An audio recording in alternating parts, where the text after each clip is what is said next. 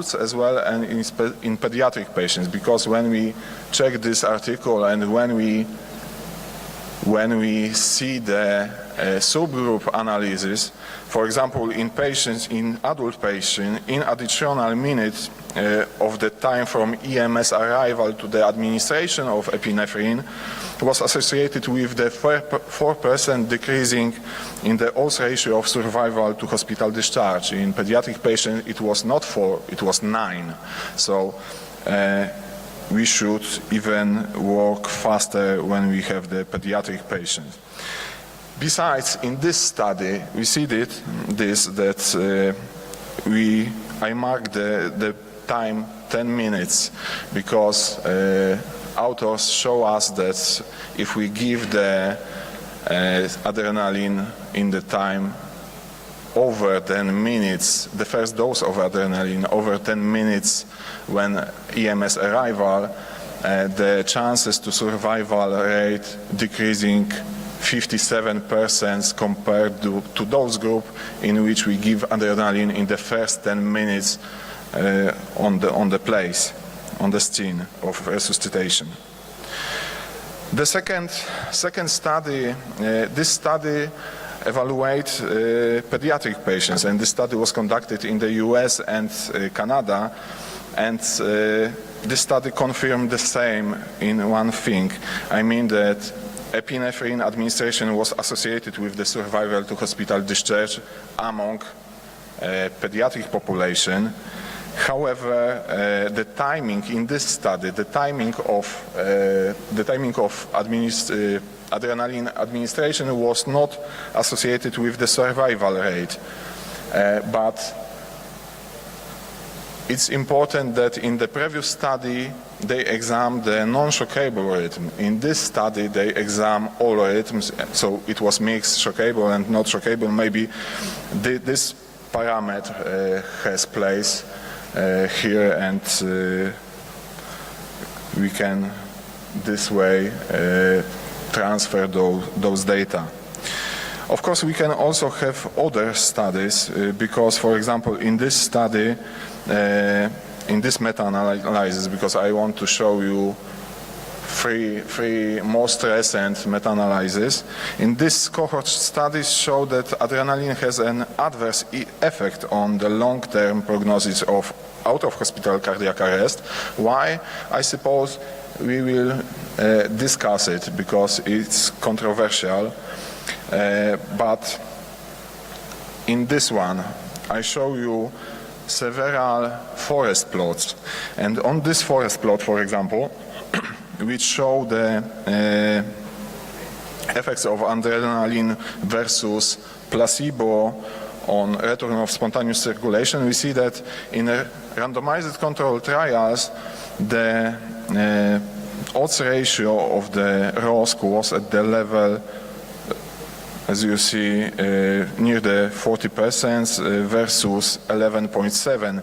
In the cohort studies, it was 22.1 versus 6%. So, according to this, we know that adrenaline increasing, giving the adrenaline, we increase the ratio of return of spontaneous circulation. But what was happened when we divide those studies according to the shockable and not shockable rhythms?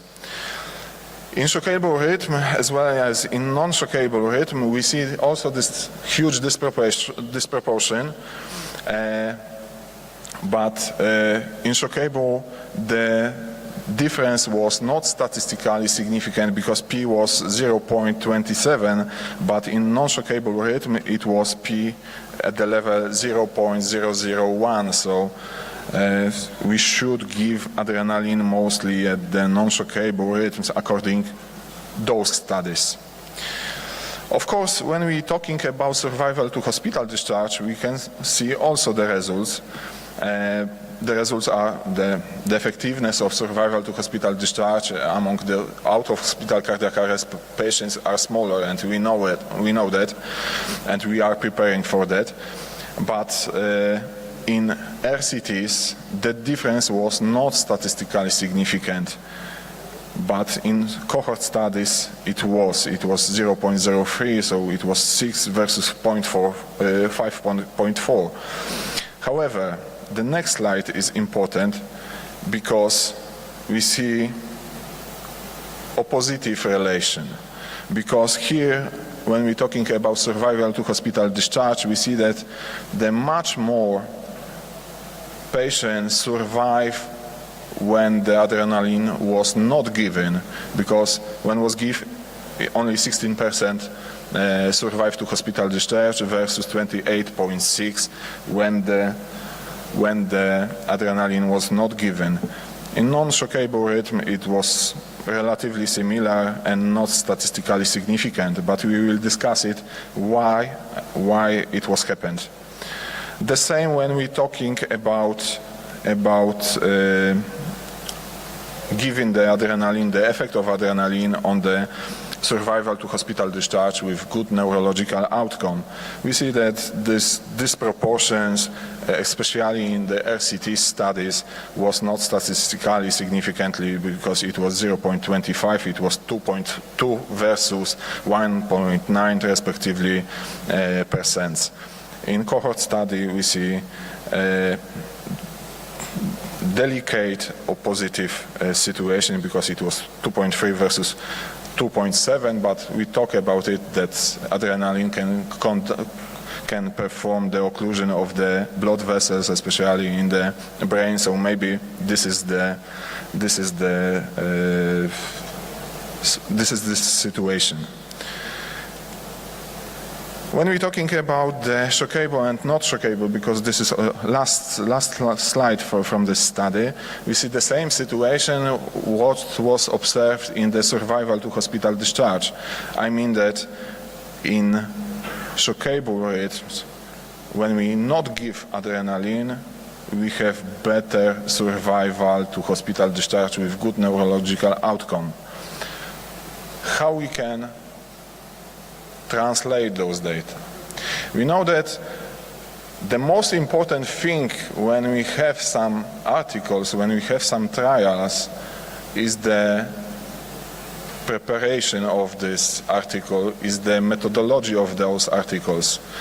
And when we see, for example, here we see only 2 randomized control trials and other are non-randomized. So in the future, when we want to see current, really good quality data, we should perform really nice multi-center international study focusing on the effectiveness and safety of the adrenaline. Other way, we will be as a child in the fog, because we see totally different situation in the RCTs, totally different situation in non-RCTs, because in RCTs we know that we should measure some points from time to time. We have the current protocol, but from the non-randomized we even don't know how long the resuscitation period taken, how many doses of adrenaline was placed, what was the delay of the adrenaline given from the EMS arrival, etc., etc. So we have many questions in the non-randomized trials, so we should focus on it, and in the future we should focus mostly on randomized trials. This is actually the results of our meta-analysis focusing on pediatric cardiac arrest, and in this, for example, we see that of course, when we're talking about out-of-hospital cardiac arrest, we should give the adrenaline, because the survival to hospital discharge was much more better when we give adrenaline, but in, for example, out-of-hospital cardiac arrest, the situation was totally opposite. But as you see, the number of publications are also small, so we cannot perform, for example, in this situation, some additional subgroup analysis, because we cannot do this. For do this, we need some extra publications, we need to create some really nice databases with those data of those patients. So I suppose this is the future, what we need to do. And of course, last meta-analysis and the biggest one, because it's network meta-analysis conducting 18 trials and including over 21,000 of out-of-hospital cardiac arrest patients. And as you see on this table, the use of standard dose epinephrine, because they analyze different groups. High dose of epinephrine and epinephrine plus vasopressin increase the return of spontaneous circulation and survival to hospital admission, but may not improve survival to hospital discharge with good functional neurological outcome. However, standard dose epinephrine improved the survival to discharge among patients with non-shockable rhythm, but not those with shockable rhythms. And this is the same as we see in the previous studies, so we should give the adrenaline as fast as possible in the non-shockable rhythms, and then we have chances to increase the odds ratio of the outcomes of the patients. What will be the future? When we're talking about the future, we should focus, as I say, on or create together, even together, a really nice prepared randomized control trial, including a lot of patients, including all data which we want to do, which we want to examine. For example, the time of resuscitation, the comorbidities of those patients, the time of EMS arrival, the delays, time, survival to hospital discharge, and longer outcomes, because we know that survival to hospital discharge or 1 month survival rate, it's not too enough for us. We need much more. We need to see what will be happened with those patients, for example, after 1 year, because it's totally depending. And for us as a clinicals, as a researchers, the most important thing right now is to create such a database, to publish it, to change the thinking about adrenaline and learn some much more knowledge about it, because of course, as I show you, we have some articles, we have some studies, but only a small amount of those are good studies with good data, with good knowledge. But even those knowledge we have much more questions than previously. So I suppose the next step for us of all will be conducting next nice study, and I hope in the next year we will be able to show you, I suppose, maybe preliminary data of those studies. Thank you so much.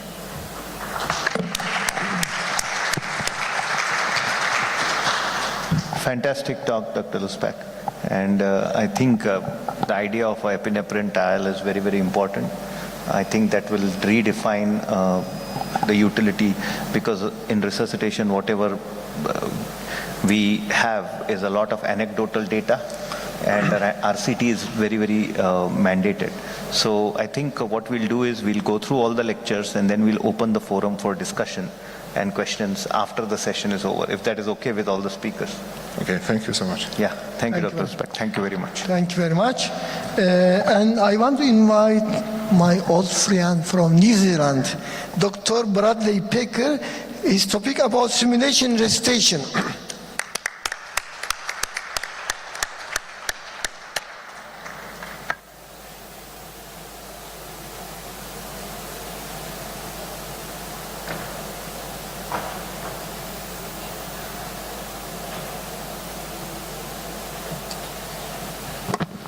Merhaba. Kia ora, tenakoto, kotoa. And that's just a traditional Maori, which is the indigenous people of New Zealand's greeting. I was asked to talk a little bit about simulation and resuscitation. And I think what I'd like to do is bring it to you from the angle of that, yeah, maybe we should do it, or should we do it? And do we need the investment to do it? So I'm going to go through that, and hopefully at the end of this talk, I've maybe planted some seeds in your head.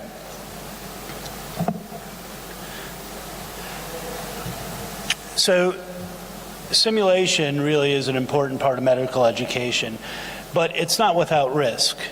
What happens in the sim lab stays in the sim lab. That's fair, because when people do simulation, they are putting themselves at risk. They're exposing themselves to make mistakes, errors, criticisms potentially, and it can get quite uncomfortable when you're debriefing very high acuity events. So what we ask is that you check your egos at the door and remember that there's always more than one way to do things. This is not the way I'd like you to do it, and this is really what this lecture is about, and trying to prevent you from doing this sort of thing. So I'm going to talk a little bit about what it is and why do we do it, why should you do it, why don't we do it, and how do we do it.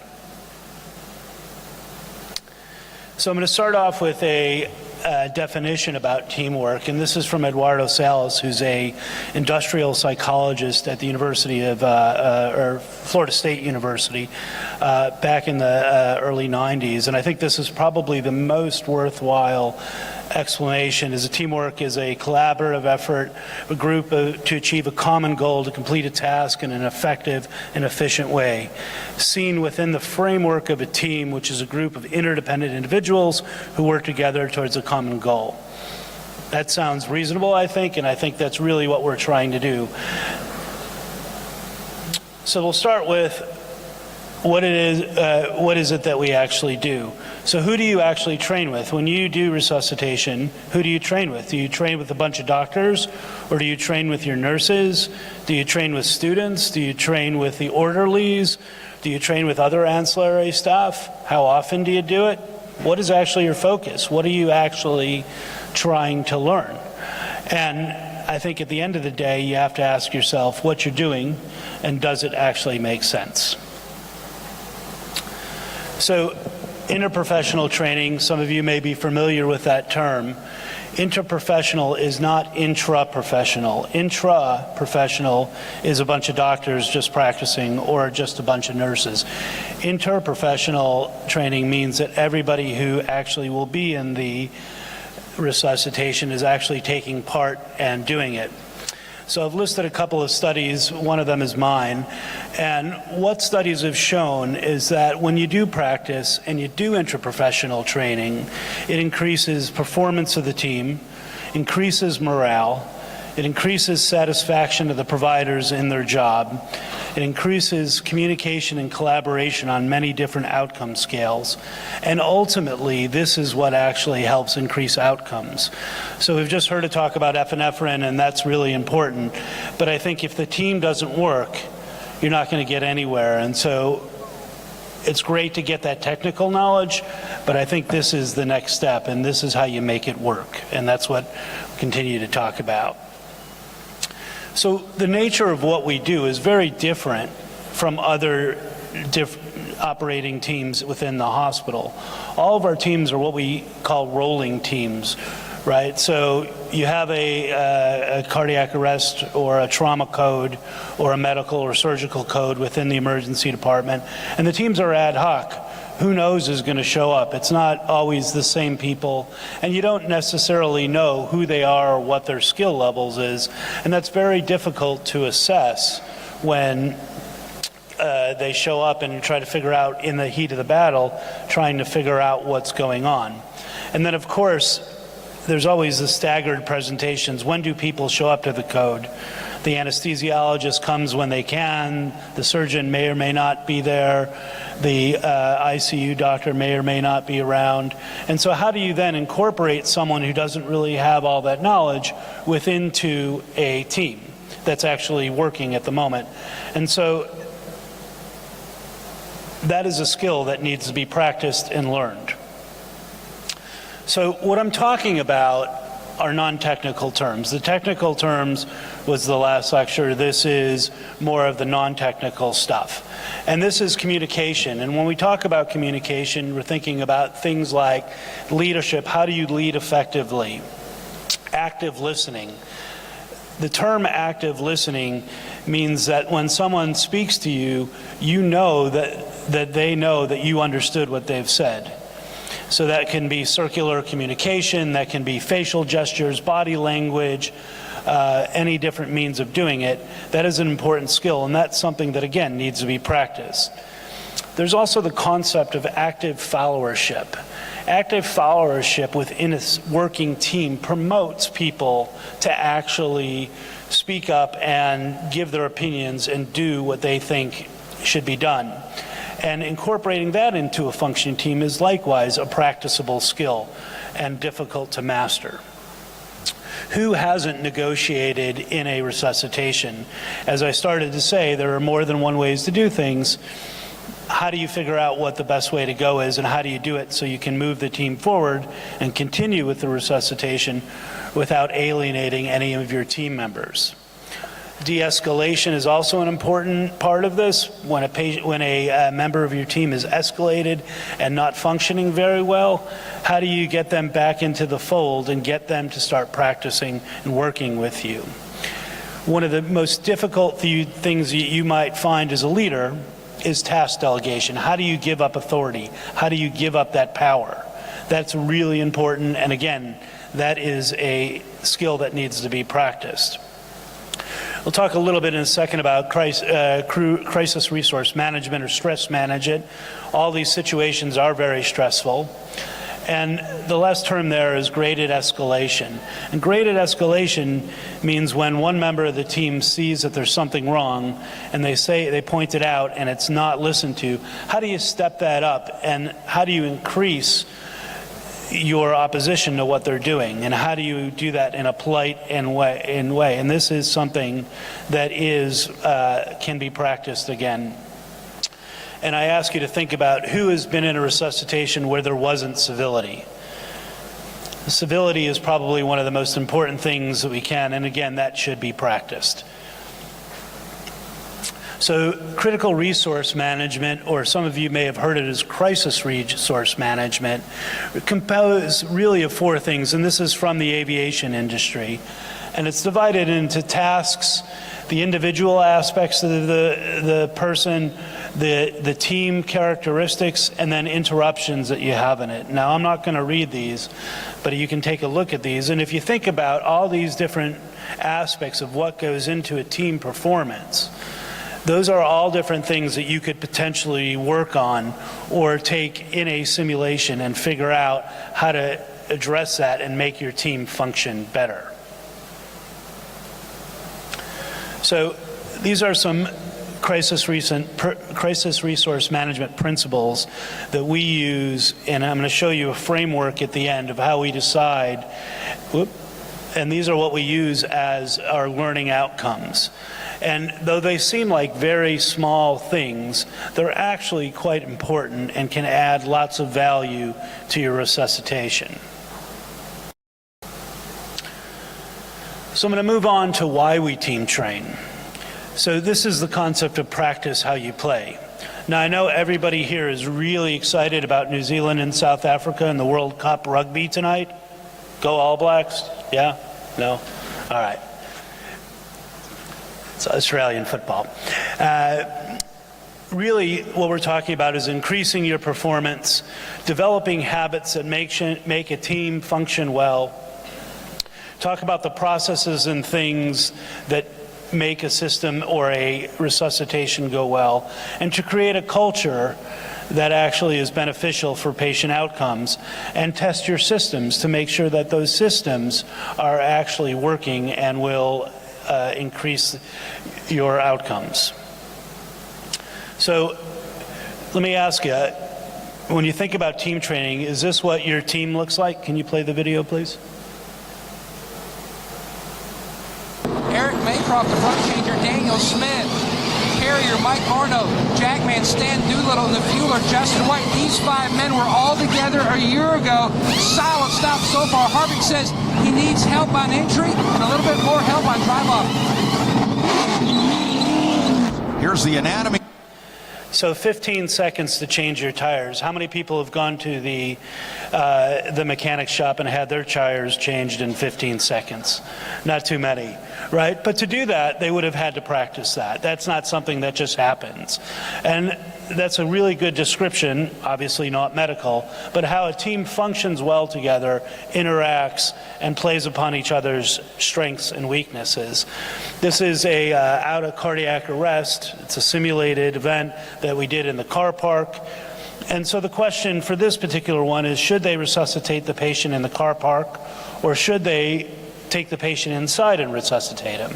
And obviously they've chosen to go inside, but as you can see, they figured out and managed and worked with themselves to actually do CPR, and rather than riding on the rails, the smallest nurse available jumped on the bed and started doing CPR. So when you can think about training and what we do, and you compare it to things like sport or music, aviation, space flight, nuclear reactors, or military, people practice these things. This doesn't happen in isolation. These people practice them, and arguably what we do is as or more important, and do we practice? And just as a side note, after you got your driver's license, does anybody actually practice driving? But as we all know, it's probably one of the most deadly things we do. So this is this idea that experience is the best teacher. But as I finish and go through the rest of this presentation, I want you to think about that statement and ask yourself, is it really the best teacher?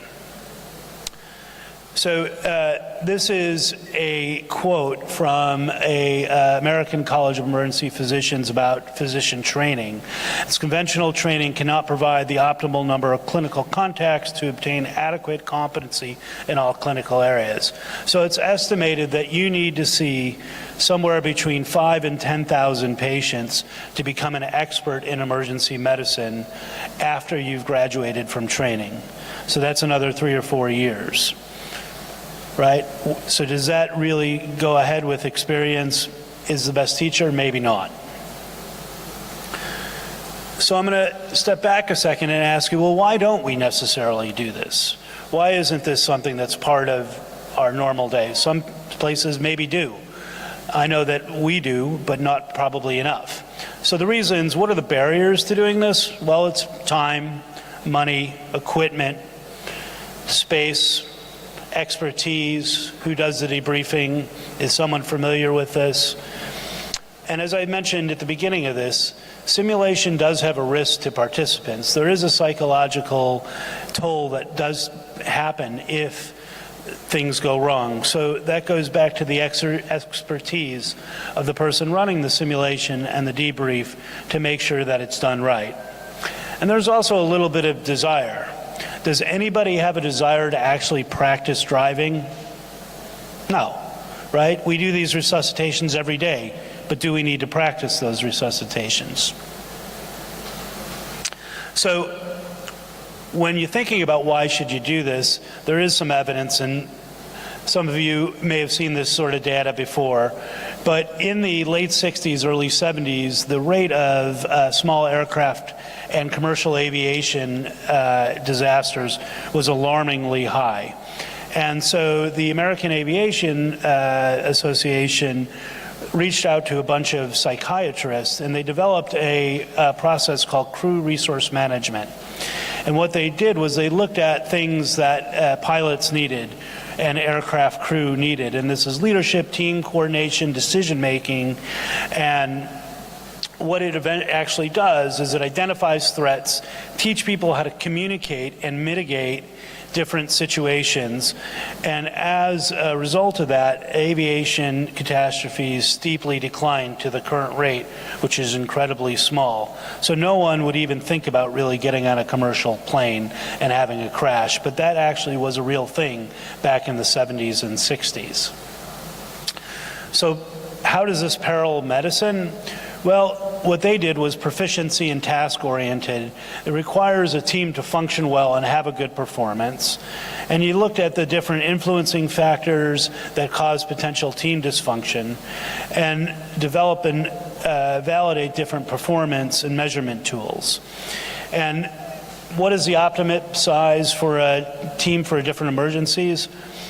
I must have run tons of simulations. And one of the questions that I frequently ask is, did you have too many people or too little people? Or is it the three little bears and it was just in the middle and just right? I don't know that we know the actual answer. I think it probably more depends on team dynamics. The last thing on this list is cognitive overload, and I'm going to talk a little bit about that at the end. So how do we do sims? This is probably the most important thing. Well, it takes a lot of planning, it takes a lot of work. It's like herding cats, trying to get lots of people to do different things, especially from different specialties. But in reality, I think it's about building professional relationships. So if you're planning to do things with different members, whether they be nurses, different kinds of doctors, different allied health or security or orderlies, I think that in itself has value. You have to pick the right scenario and create your learning objectives. And our learning objectives we take from that list from our crew resource management, or CRM, crisis resource management tools. And you figure out which communication skills you want to actually debrief and talk about. And so what we do is we pick those out and then we use a framework for analyzing those. And so you think about the inputs, whether it's the doctors or the medicine or the situation, how we're going to train them, what are the different valuables that are the mediating circumstances, and then what are your outcomes? What are you hoping to achieve? And if you do that, it actually becomes a little bit easier and you narrow it down, and this big body of work actually can be broken down into different steps. So this is an example of this. This is a study I did a couple years ago where we looked at, should doctors actually be running codes? These are cardiac arrests. And what we did was we had this idea of cognitive offload where the nurses would run the code, the nurses would call out the drugs, the nurses would do the timing. That left the doctor free to do an ultrasound, to talk to the family, to look in the clinical notes to figure out if we should terminate resuscitation, to figure out if there's an actual cure, something that can reverse it, whether they need to go to cath lab, whatever it is. And so what we found is that it actually worked. And after doing cardiac arrest for 20 years and the past 5 years doing it like this, I can't imagine doing it any other way. So EDAM, Emergency Department Arrest Management, and this is on all of our code trolleys, as you can see here. And it has the list of what the doctor's responsibilities are and what the nurse's responsibilities are. And in the middle shows what the shared responsibilities. And what we found is that the objectives that we picked were looking at teamwork in general, looking at communication, promoted active questioning or active followership, adherence to our current ACLS algorithm, this idea of the cognitive offload, and also cognitive shared decision making, which I think is a really important aspect of any code.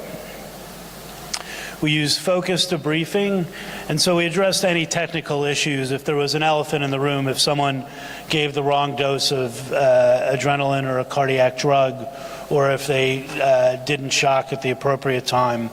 But the vast majority of it was spent on exploring learning objectives and making sure that those were met and understanding what those goals were. So I'm going to shift a little bit and finish up with a little bit about systems. Now, systems are how things work. Are things where they're supposed to be? Are the right people in the right roles? These sort of things. And what we looked at, this is really good for things that involve lots of different working parts. So whether you're giving a mass transfusion, looking at mass casualty incidents, or specific or obscure injuries and exposures, these are really good ways to do this. Other ways are when you have other things that are systems-based simulations, or when you have multiple specialties or specialties that are not used to being in the emergency department. So what you're looking at here is a simulation of a perimortem C-section. So the guy who's wearing a tie there is a consultant obstetrician with the emergency physician at the head of the airway and the neonatologist with the black sleeve reaching in there. And so this is an uncommon event in the emergency department, but how do you plan for it? And you don't necessarily have to plan for it as much as you have to have the team actually working together to make sense. So what we're talking about is an integrated healthcare system, and there are 6 basic things that make this work. And so is it safe? So safe for the staff, but also the patient. And is it providing the care that it's designed to do? Is it effective? Does it work? So is it right care, right time? Does it really do what we want it to do? Is it patient-centered? Is it timely? Is it efficient, right? Avoiding waste, and that is really important in what we do. And is it equitable? Does it make sense? So I'm going to leave you with this idea of the simulation center and what actually this can do for you. And this is sort of the grand hypothesis of simulation in resuscitation, is that you're putting the patient and the process together, and does it actually improve outcome? So this was I'm going to end with a quick story, and this is about processes. I was walking to get a cup of coffee, and one of the medical consultants saw me and said, "Hey, look, we've got a little problem in our medical ward." And this was a young, healthy psychiatric patient that was admitted for pneumonia, who decided he wanted to kill himself by cutting his wrist in a locked bathroom. So by the time we were able to get the door off to the bathroom, and the patient was very combative, and we had to do a delayed sequence intubation, which I'm sure everybody is familiar with, where we would knock him down with ketamine so we could actually pre-oxygenate him, and then go ahead and fully intubate him and resuscitate him. That's not something, you wouldn't plan a simulation like this. This isn't something that happens every day. This isn't something that's going to be part of your regular curriculum. But the way this would work was that you'd have a team that could function and people that could communicate and actually understand what the needs and what wants of different members of the team. So experience is a great teacher, but it comes at a very high price. Thank you. Thank you very much, Dr. Brett. We will take question later in this open discussion. Please. Thank you, Dr. Peckler. So I must remind the audience, I want to tell a story. Dr. Peckler was one of the earliest leaders in simulation way back in 2002, when simulation just started picking up in the world. And he was one of the earliest leaders. In fact, I was trained by Dr. Peckler. I was my faculty, and I was his resident about 20 years ago when simulation just started. And today we see the world of simulation developing. So this session is uniquely designed, and you see clinical research in terms of epinephrine. You see resuscitation teamwork in terms of simulation. And we have a fantastic talk from Dr. Gajewski, who is one of the world leaders and research opinion experts in simulation, in resuscitation, and he's going to speak on ECMO. Dr. Gajewski, please. Thank you very much. Great. Thank you so much, and I really appreciate the invitation and the hospitality here in Turkey.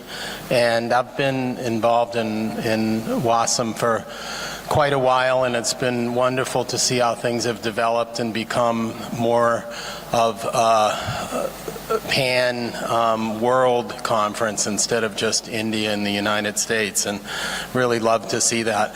I was asked to talk about ECMO, too big a topic, so I thought I'd keep it just for ECMO for cardiac arrest, which fits in with the epinephrine topic and with simulation. So really, this is a question of what's the status of research on using ECMO as part of CPR, and this concept of people in refractory ventricular fibrillation who are really too healthy to die, but how do we salvage these people? Several disclosures for consulting and speaking and membership and NIH grants. So this is a room where you might put someone on ECMO in an emergency department. This is actually in Osaka, Japan, where they have a out-of-hospital cardiac arrest protocol that specifically says if the person's in refractory ventricular fibrillation and they haven't had return of spontaneous circulation after 3 doses of epinephrine, that you transport them to an ECMO-capable hospital. So in this room at this hospital, you could intubate the person, do an echo, put them on ECMO, and then you'd move the patient down the hallway to the cath lab. Some of the recent studies have been done where the people are taken directly to the cardiac catheterization lab, and then I'll show you a video in Japan where the cardiac catheterization lab's in the emergency department. So there's lots of different ways to approach this, but the goal is the same. It's to set up early perfusion that replaces the native perfusion and then fix the problem that led to the cardiac arrest. So we'll just run through a case and then eCPR as a rescue strategy, some early experience, and then the recent randomized trials and what's the future. And I think that's integrating CPR protocols for early transport and early ECMO. So here's a typical patient that you'd see in refractory ventricular fibrillation. She's 47 years old. She has a past medical history of hypertension and smokes cigarettes. And then she gets short of breath and calls EMS. So she's the one activating the EMS system. And then they arrive. This is a typical house in West Philadelphia, and they arrive and they see her behind a locked door, glass on the top of the door signaling that she can't breathe. Then she collapses as they come up to the door, which is locked, so they have to break the glass. And it takes them 2 minutes to break the window and then open the door and check for a pulse. And they start chest compressions, they put an AED on her, she's in ventricular fibrillation, she gets defibrillated, and then she has ongoing VF and gets continued ACLS. They make the decision to intubate her quickly and to transport her to the emergency department. So she gets a total of 3 shocks and 3 doses of epinephrine and a bolus of amiodarone en route. And it's only 15 minutes from collapse to arrival in the emergency department. So that's good. That's a short transport time. And then she gets to us in the emergency department, and we keep doing what we do, giving epinephrine, doing chest compressions, giving other medications, and trying to sort this out. And what you can see is that 44 minutes after ED arrival, so 59 minutes of cardiac arrest, she's been shocked 12 times. She's gotten 10 doses of epi, vasopressin, amiodarone. And if you look at the monitor, this is what you see. She's in ongoing ventricular fibrillation. So what do we do at this point with this patient? Do we call the code? Do we continue to do what we're doing? Do we have any other solutions? And do we have any physiologic parameters that we can look at that suggest that this person should be salvageable? Well, one quick parameter we can look at is her end-tidal CO2. Hers is 32. That's probably very similar to what mine is right now. That suggests that she should be salvageable, and it makes you wonder why we haven't been able to get this person back into a perfusing rhythm. So CPR works, but as time passes, survival and neurologic function decrease with sort of each passing minute. And once you get deep into a code, return of spontaneous circulation is very difficult to achieve because you get progression of what's called the metabolic phase of resuscitation. So at the very start of when someone collapses with a shockable rhythm, they're in what we call the electrical phase. You shock them, within the first couple minutes, there should be a good chance that they come back. And that's sort of the whole physiologic principle behind defibrillators that are implanted into patients. And then as that progresses, you also have to increase circulation. But after a period of time, you start to get changes to the cell membranes, you start to get lactic acidosis, and then you start to get low cardiac output, further ischemia, refractory VF, and a worsening metabolic phase. And it's very hard to get the person out of that. So you need to come up with other solutions. This is a paper that we published in Circulation in 2016. I'm a member of the Japanese Circulation Society's Resuscitation Science Division. So this is using the Utstein database for Japan, so the basic data entry format for cardiac arrests. And in Japan, every cardiac arrest gets entered into this database within 24 hours of transport. So it's a massive database that you can study things in. And if you look here, you're looking at the length of time for the pre-hospital resuscitation efforts, and then the percentage of patients or the number of patients that get return of spontaneous circulation and then have a favorable neurologic outcome at 1 month. And you can see that depending upon the rhythm that these patients have, it's 40 to 50 minutes of CPR to get 99% of your neurologically intact survivors. And you can see a big drop off in the curve right about here. So you're at about 20 minutes and you get up toward most of your survivors, and then you just get a few more, and you get some that get return of spontaneous circulation in the emergency department. So the real question here is, how can we move to a point where we use other strategies, and instead of having this curve level off, it can continue up and we can salvage people instead of just with epinephrine, chest compressions, intubation, other medications. We can continue to fix the problem that caused the cardiac arrest and get more survivors. That's the fundamental question we're asking. So what can we do for this patient who's had 59 minutes of CPR, 10 shocks, 10 doses of epi, and is still in ventricular fibrillation? Continue conventional CPR, is that futile? So people always say that Einstein said that doing the same thing over and over again is his definition of insanity. Einstein didn't actually say that, someone else did, but it's attributed to him, and I always think of him when I think of, are we doing the same thing over and over, and how's that going to help our patient?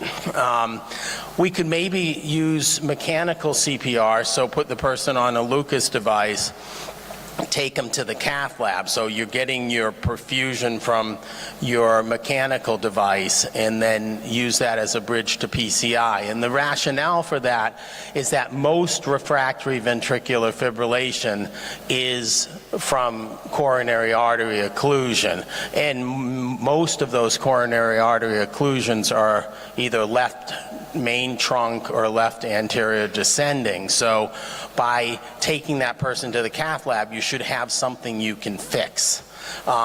So there's case reports of that, and there's some interesting ones. I'll show you one of those.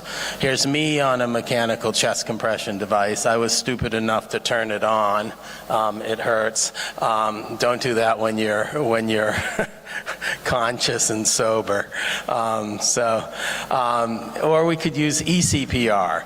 And this has evolved over time. The first times I talked about this, there were case series. And then I helped our Japanese colleagues with the development of the SAVE-J trial. Then that came out, and now there's been small randomized trials that have been published. So the data is accruing on this. And the other thing we could do, which is what most people do in these cases, is they terminate the resuscitation attempts, or they call the code. And that's just realistic. In a busy emergency department, you've been doing CPR for an hour and you have other patients that are sick and you need to get to them. So what are your options for that person? And that's really the standard of care in most American emergency departments is after a period of time, you would call the code. The thing that makes you really hesitant in this case is the ongoing gas exchange. So you'd say the time of death was, and that's what happened in this real case. The real patient I'm telling you about, we got a haste that we were getting 2 gunshots, 2 patients with gunshots, and you just don't have the resources, so you have to peel away from this person. And we pronounced her dead at 63 minutes post-arrest. Her end-tidal CO2 was still 28. So is she really dead? And what is dead? Are her mitochondria dead? Are her cells dead? Or is she dead? And it's very difficult to call those, but that's what we did. So what about putting her on a Lucas or an auto pulse, mechanical CPR as a bridge? This is a cool case that was in the Journal of Emergency Medicine back in 2014, and as I just read through this, you'll see very similar situation or parallels to the patient I was telling you about. This person's 53, he's a male, and he has known coronary artery disease. He's walking through a village in Italy, and he collapses and has a witnessed arrest witnessed by the person he's walking with. Dispatcher provided CPR instructions to the person walking with him because the person who was with him didn't know how to do CPR, so he gets dispatcher instructed CPR. And then the first responders get there 10 minutes after collapse with CPR in progress. Ventricular fibrillation, defibrillated, intubated, they put in an IV, give him some saline, 2 more shocks, epi times 3, amiodarone 300 milligrams. Sounds just like our patient. But what's different here is a helicopter now lands. They put the patient on a Lucas, and they start to transport the patient at 40 minutes after, this is interesting because they make the decision to transport when the VF actually degenerates into PEA, which is a bad sign in cardiac arrest, right?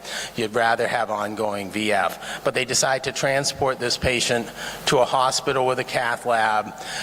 They put some ice bags on him, use the Lucas, and then get to the cath lab, and they do a PCI, and they stent the LAD, and they stent the circumflex. So this person has complex left coronary disease. And you can see they're really sick at that point.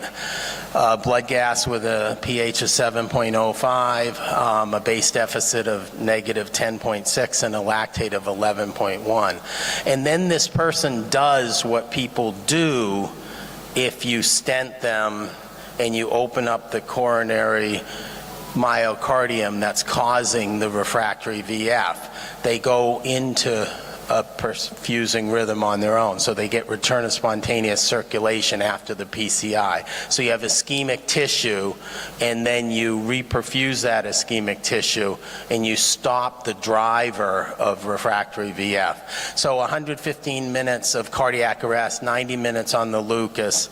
This person got, what was at that time standard of care for post-cardiac arrest syndrome, hypothermia, was extubated on day 5 and then had full recovery after rehab. So here's someone who 99% of the time in emergency departments around the world would be pronounced dead and die. And it shows you a potential alternative strategy.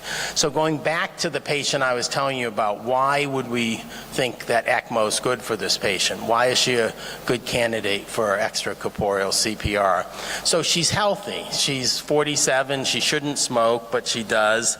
And she has hypertension.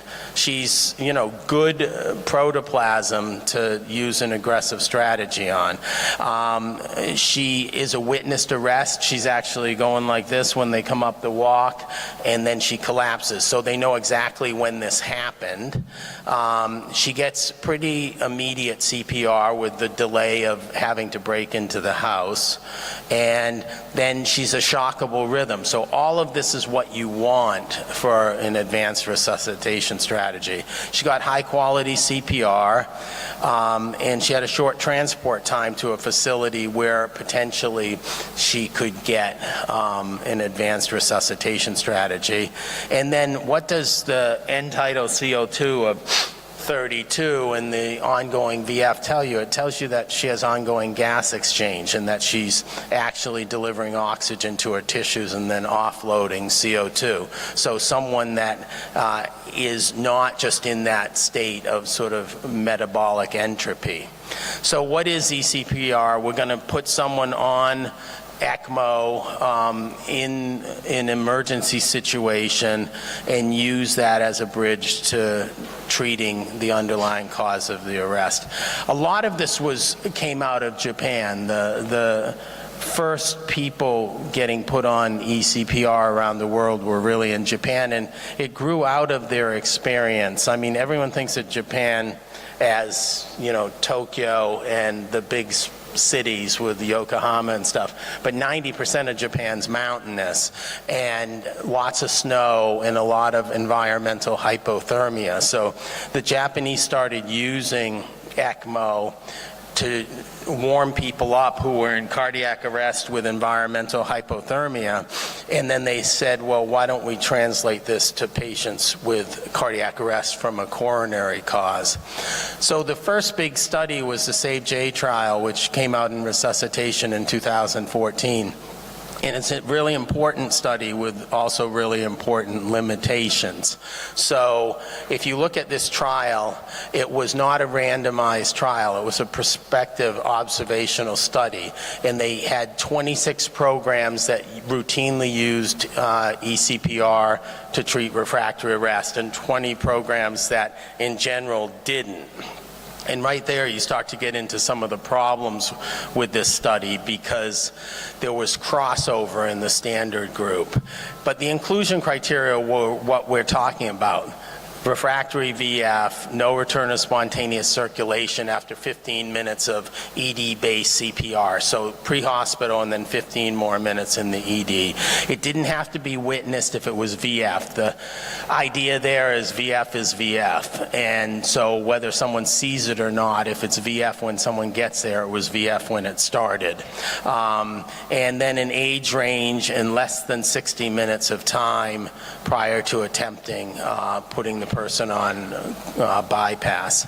And this is what they found in the SAVE-J trial. Very little survival if you're in refractory VF, neurologically intact survival. This is 1 month good outcomes. If you just continue to do conventional CPR. If you put the person on bypass and then you explore their coronary arteries, 13.7% good survival. This is 50% of the survivors, so it was 25% survival, and then CPC 1 or 2 was half of that group. So it's promising, but there's a lot of difficulties with this study because of crossover and of some of the more potentially salvageable patients in the standard group. So it's not a randomized trial. Let's see if this will play. This is a quick look at what they do. So this is an emergency department in Japan. This is an out-of-hospital cardiac arrest that gets worked in the field with CPR, defibrillation, and then brought into the hospital. And this is the emergency department in the hospital there. You see it's 9 a.m. in the morning. This is downtown Tokyo. And the person had bystander CPR. He's 65 years old, and VF's his initial rhythm. And so you can see a very old chest compression device here. And then after defibrillation, the third time, he goes into asystole, which is actually a bad prognostic indicator. So they're preparing the ECMO machine, and they're preparing the patient for cannulation. And They start some chilled saline, and they continue conventional ACLS. But different from what we heard about in the first talk, they're going to actually back off the epinephrine as they cannulate, based on the idea that they're going to be putting the person on to the pump, and they don't want to just keep on giving the person a vasoconstrictor during this time. So these physicians are emergency physicians and interventional cardiologists, so they're cross-trained. They also, most of them are critical care trained as well. And so they're the ones doing the cannulation.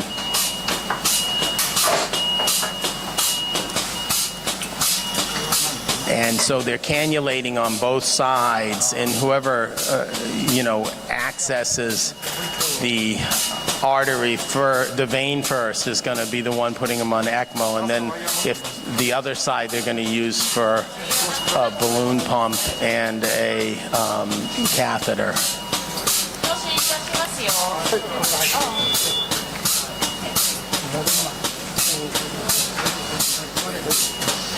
And so you'll see the sequential dilators going in. And you can see how calm it is. Compare this to, the stimulation overload that you see in a lot of codes. This is very quiet, very systematic. There's people assisting the cannulators and feeding the dilators on, so that everything's happening in a very systematic fashion.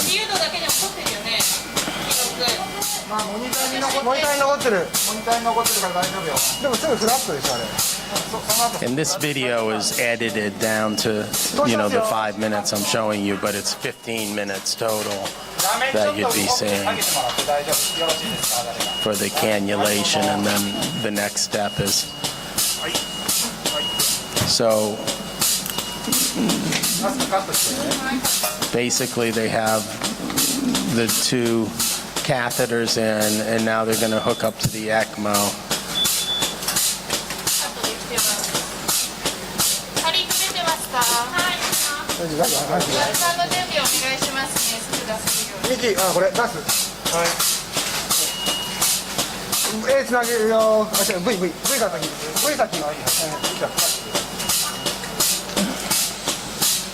And then they're just making sure that there's no bubbles in the system as they hitch the catheter to the ECMO tubing.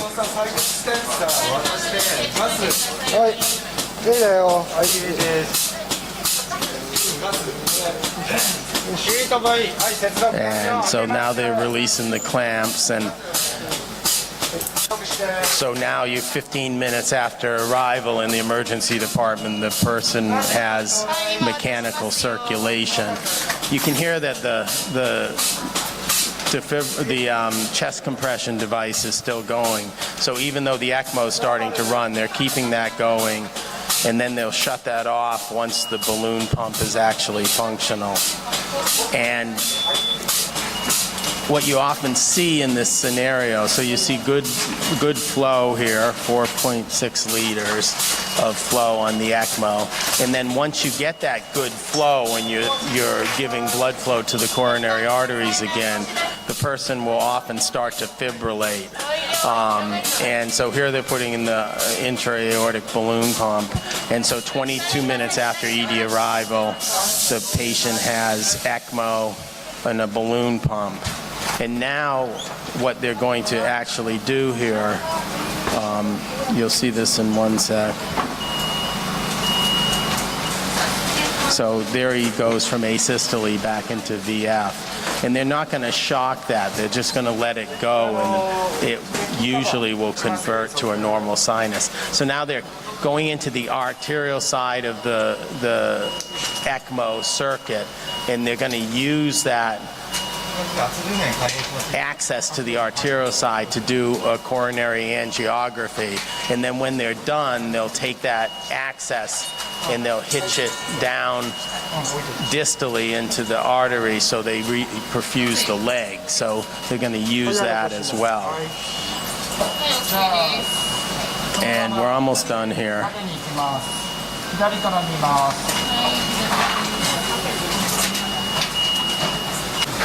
But here in the emergency department, they do the cath,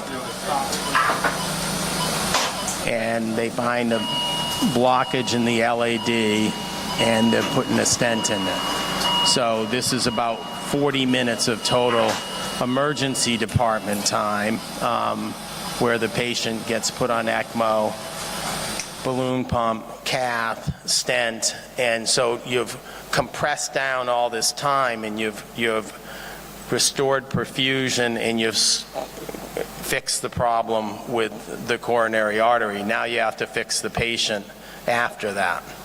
So let's just end by going through the most recent iterations of this approach that we've seen published in the literature.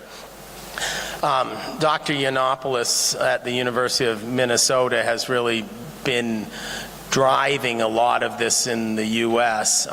With both basic science research and sequential studies of this. And he's an interventional cardiologist there. So this was their first study they published in JAHA in 2016. So they started this out-of-hospital protocol for refractory VF, and then used a Lucas device and took these patients to the cath lab, where they did some ultrasound to assess the whether the artery and veins, femoral artery and veins, were amenable to being cannulated for ECMO. And if they were, they'd put them on ECMO, do angiography, and then PCI as needed, and then they got return to spontaneous circulation with that strategy, treat them with targeted temperature management and post-cardiac arrest care. So 27 patients transported, 18 met inclusion criteria. 83% of them were put on ECMO, 67% needed PCI, and 55% survived to discharge, with 50% of the total, 9 out of 18, with good neurologic outcome. So this suggested that a very organized approach to this could improve outcomes significantly. Then they followed up with a larger database of the same patients plus more compared to historic controls. So here is the group we were just talking about, ECMO, PCI, post-arrest care, and then they compared them to similar patients who either did or did not get ROSC using standard therapy. And you can see 45% survival to hospital discharge in the aggressive strategy and 15% in the standard therapy group. So this data led them to do the arrest trial, which was published in Lancet back in 2020. And this was funded by the NHLBI, the National Heart, Lung, and Blood Institute at the NIH in the US, and was basically the same strategy: identify patients pre-hospital, transport them through the ED to the cath lab, put them on ECMO, or continue conventional CPR. And this is a complicated study to read into, because you'll see there's only 15 patients in each group. And you say, why did they do the study that way? And what you can see is there's 6 survivors in the ECMO group and 1 survivor in the other group. And this is the Kaplan-Meier curve of that survival. So what happened with this study is that the NHLBI's Data Safety Monitoring Board stopped this study early for efficacy. And to me, that's crazy, because you've at that point randomized 30 patients. The trial was supposed to have this adaptive randomization, so you'd end up with 2 people in the ECPR group for every 1 in the standard therapy group, but it started out with a 1-to-1 approach. And so there's this massive fragility index in this study where there's 6 survivors versus 1 survivor. And that's not a study that you can base a whole international change in how we do cardiac arrest care on. So very important trial, but really limited by the way the Data Safety Monitoring Board thought this study should be analyzed at the first interim analysis. The other study we have is the Prague study. Very similar, single-center adult witnessed out-of-hospital cardiac arrest, no return of spontaneous circulation, essentially the same interventional invasive strategy, mechanical CPR, intra-arrest transport, ECPR, and immediate coronary angiography and treatment, and then a standard therapy group. This trial was stopped early at the recommendation of the Data Safety Monitoring Board for futility, so the opposite reason. 256 patients were randomized, and the main analysis was based on survival to 180 days with good neurologic outcome. And you can see huge trend toward improved outcomes. 39 patients, 31.5% in the invasive strategy, 29 patients, 22% in the standard therapy group. So higher than Yiannopoulos' historic controls. And the odds ratio is 0.09. So big trend toward better outcomes, but probably an underpowered study that was stopped early because it's underpowered, so it can't reach significance by the end of the number of patients it was powered for. So to wrap that all up, I think the physiologic rationale for putting someone on ECMO during cardiac arrest and doing extracorporeal CPR is very sound. You need high quality CPR for salvage. Early cannulation may be another key. I showed you in the SAVE-J trial how it had to be under 60 minutes, and there's a lot of data that things really decline after that 60-minute period. There's case series and now single center reports that suggest a benefit, and as I just pointed out, the randomized trial data is mixed and affected by small sample size, interesting statistical approaches, but both show a suggestion of improvement. So the best data at present, and if you actually read the arrest trial in the Lancet article, it will say what's known until the trial's done, and then what do they suggest. Basically, Yiannopoulos and his colleagues said that right now we're at a point where specialized programs with clear protocols have the best success, that what we need is a multi-center trial, but that multi-center trial would require programs that got up to a certain baseline of therapy before you started the trial, because otherwise they're just learning how to do it while you do it. And if, like many huge international trials, you enroll 3 or 4 patients at each center while they're on the learning curve, you're not going to get any insight into what happens if you actually have expertise in this and then you start the trial. Time is of the essence, and we need more data from well-developed programs. This can be brought into the pre-hospital setting. This is from Regensburg, and this is an Audi sport wagon that is their ECMO car that they take to out-of-hospital cardiac arrests in Regensburg, and they've published on their results from that as well. So thank you. I'll stop there.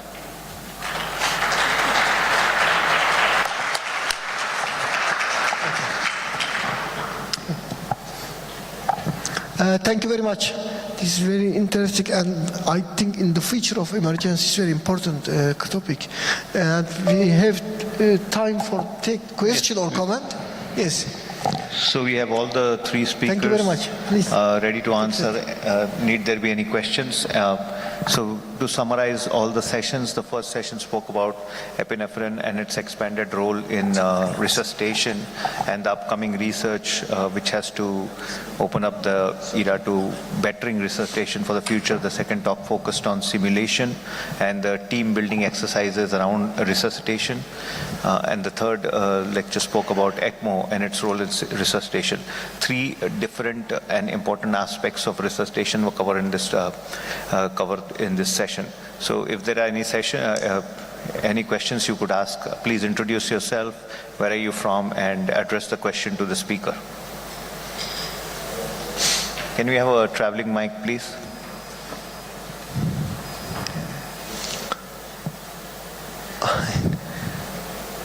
I didn't see. Tell them in Turkish for the mic. Any questions? Yes. The mic coming, please. Yes. Please introduce yourself and address the speaker. Okay, I want to ask the question to Dr. Lucas. Can we separate the patients for using epinephrine in traumatic and non-traumatic patients? Not traumatic arrests, sorry. Can you Did you repeat, please? repeat the question? Yes, Keep my the question is... mic a little far. Yes, okay. Using epinephrine patients... Epinephrine? Yes, for traumatic and non-traumatic arrests. Between Differences that separated in the researches. traumatic or non-traumatic? Yes. Okay. Dr. Lucas. Thank you for this question. I suppose it's a good question, but unfortunately, currently we don't have such as data, and there is no such as even good clinical trials and meta-analysis in this subgroups. So this is also a nice idea for the future study, because when we together develop the protocol of the study, we should collect as much data as we can, and then we can perform some subgroups, some sub-analysis, and in future maybe we will be able to answer on your question.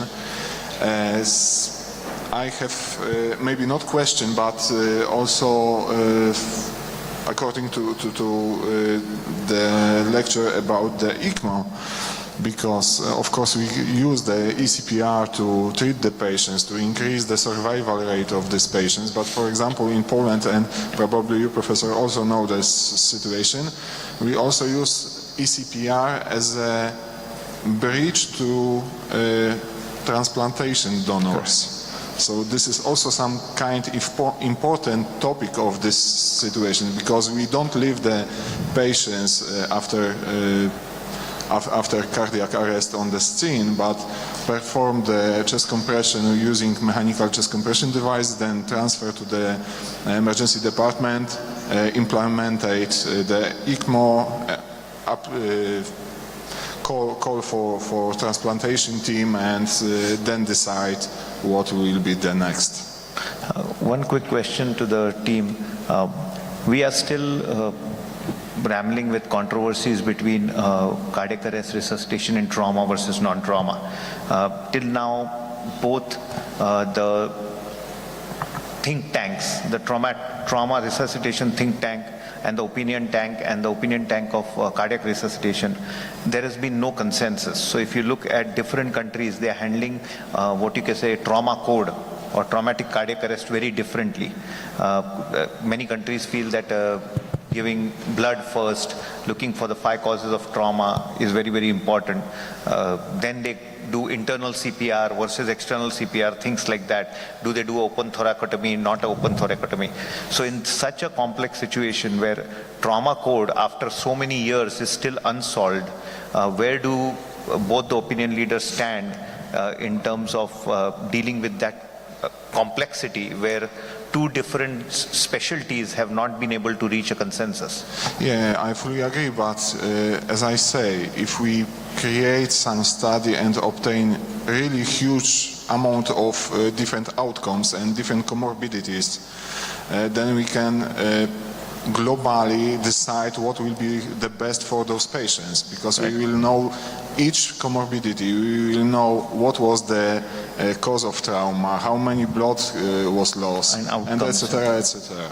So basically a traumatic cardiac arrest registry would be a better option. Yeah, I suppose not maybe only traumatic or no traumatic. I think the best option will be create some out-of-hospital registry, cardiac arrest registry, including traumatic and non-traumatic, because then we can decide much more. Yeah. All right. Sagar, I mean, I think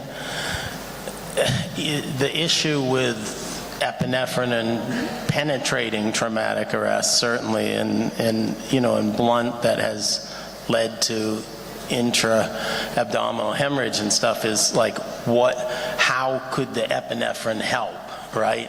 How, if I just watched a arrest in our trauma bay, 8 gunshots, one that turned out to be through the left ventricle, but the first few minutes of it were chest compressions and epinephrine, and you say to yourself, what is that doing for this person?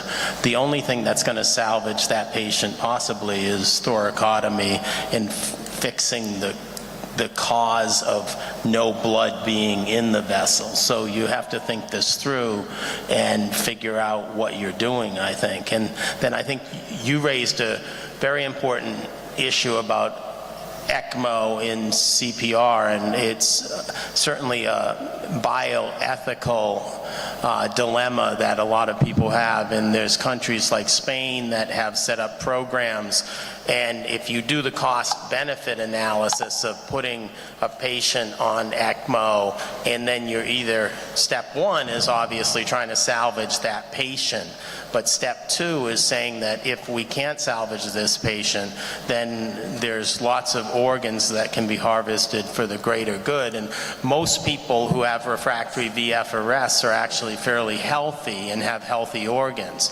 In the US, there's a lot of resistance to that argument, but the cost-benefit argument is definitely there if you figure in the organ transplantation. The cost-benefit analysis is probably in favor of ECMO anyway without the organ transplantation, but it's a different math at that point.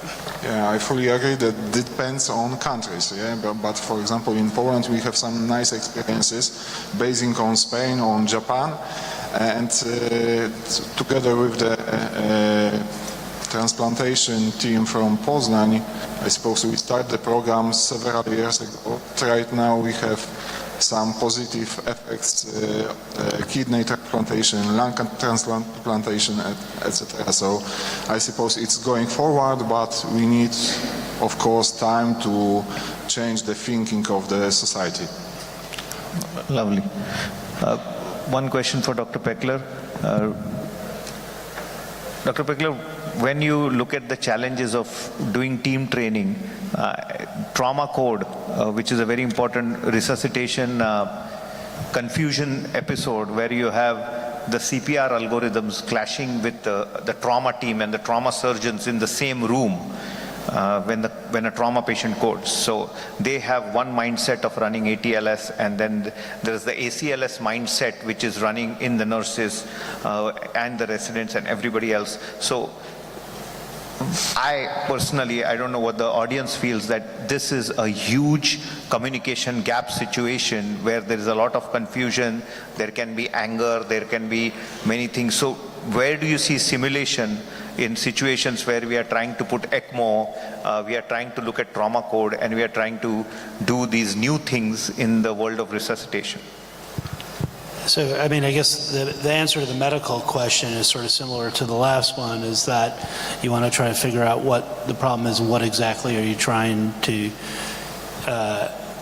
fix. The simulation question, I suppose, or how would you look at that, that was what I mentioned about negotiation. What are we trying to do? Where are we trying to get? And how do you do that calmly with civility? And how do you actually express your opinions in a graduated sort of fashion to make things happen for the benefit of the patient? And again, that's practice, right? That is, how do you work on those skills? How do you make a statement to say, oh, I think we should do A because of this particular reason? And I think the ability to do that, or to speak up, especially if you are a junior physician to the senior one and you have a difference of opinion, how do you do that and maintain civility and actually do that in the benefit of moving the care of the patient forward? And I think you practice it, and it doesn't have to be a specific incident or a specific scenario. I think it's something that is a culture that you'd have to create within your institution to make that work. Hey, Brad, quick question just about your thoughts on simulation for complex things like airway or ECMO. And I've done a lot of ECMO simulation in the US and in Japan.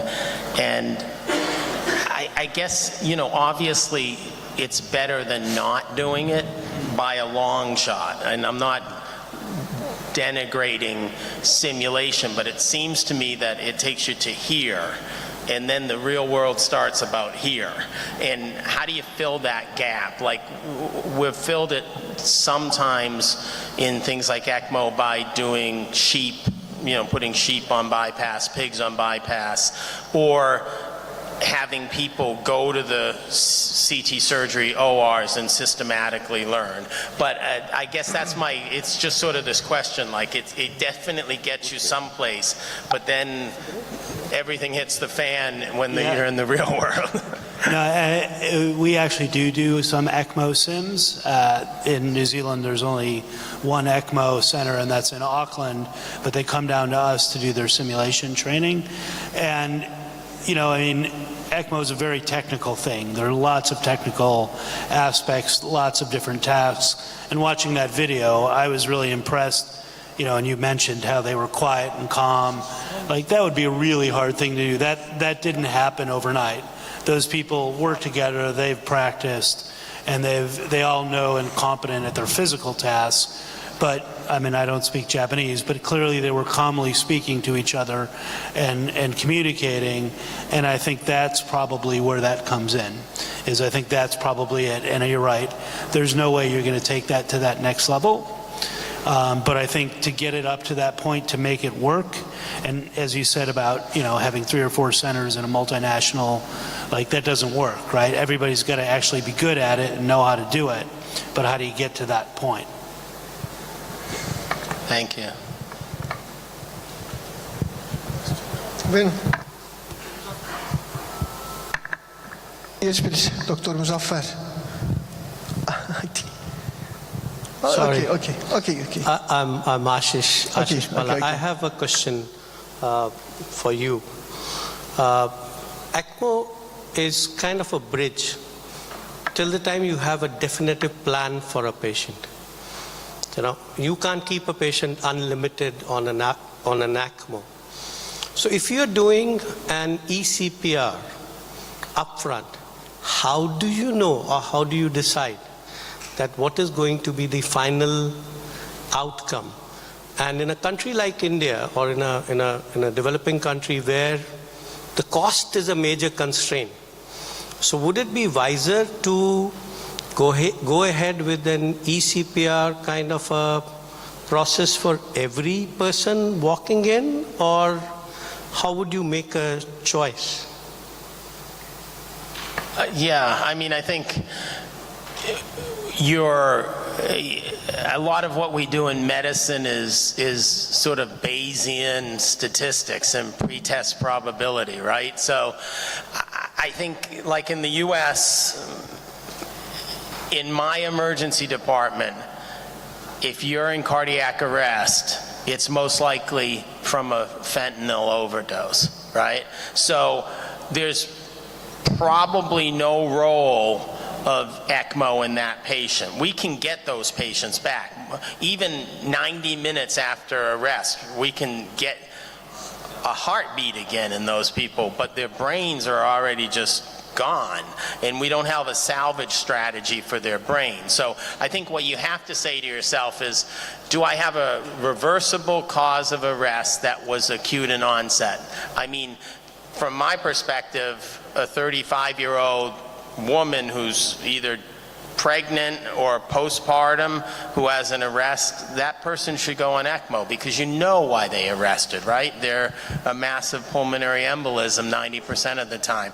So someone who's digging a ditch and grabs their chest and is in VF afterwards, we know what's going on. They have a coronary occlusion and that needs to be fixed.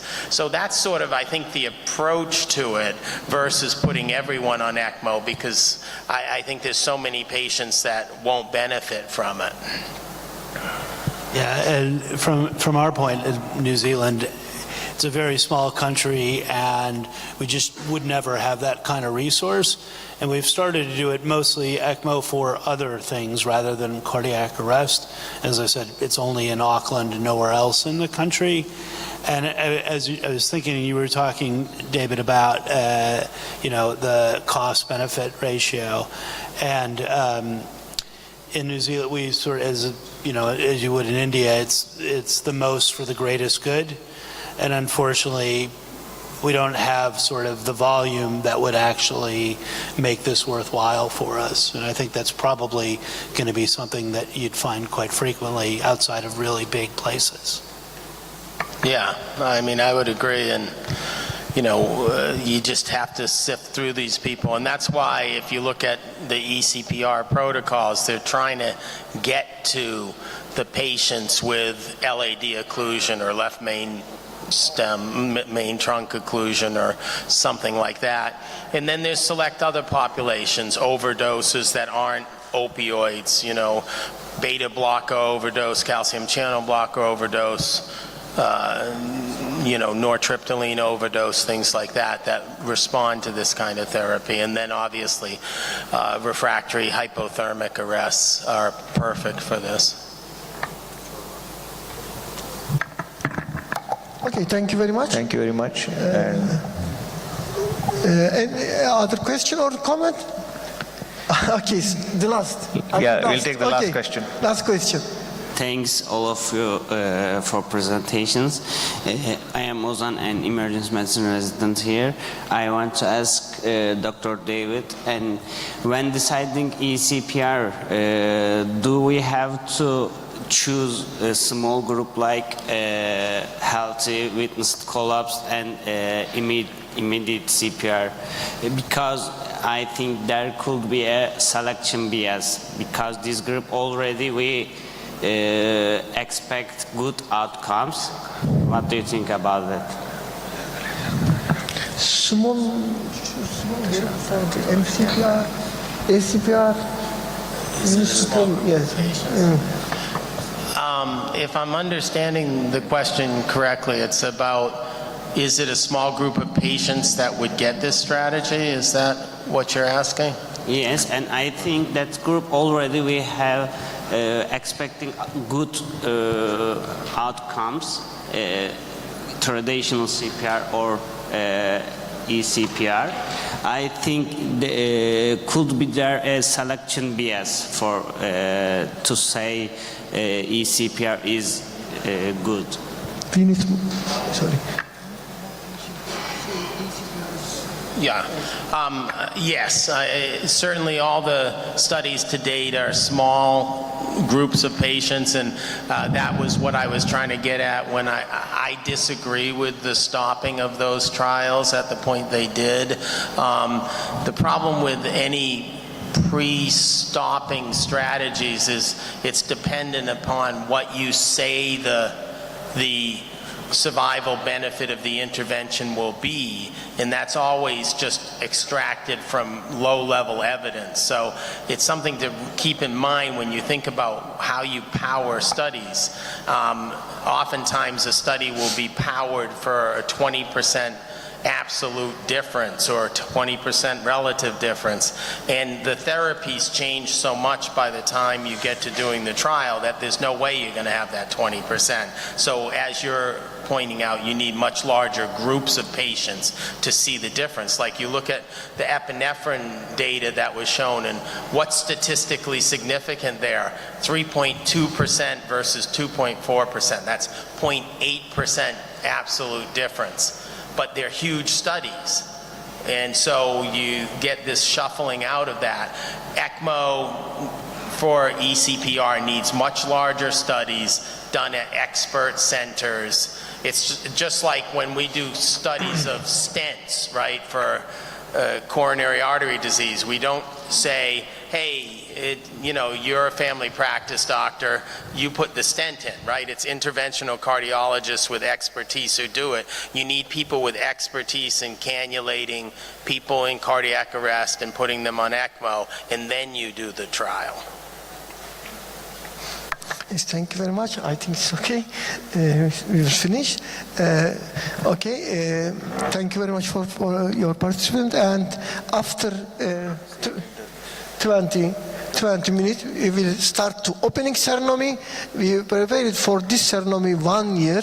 We have a lot of surprise in this ceremony. Waiting all. Thank you very much. Thank you.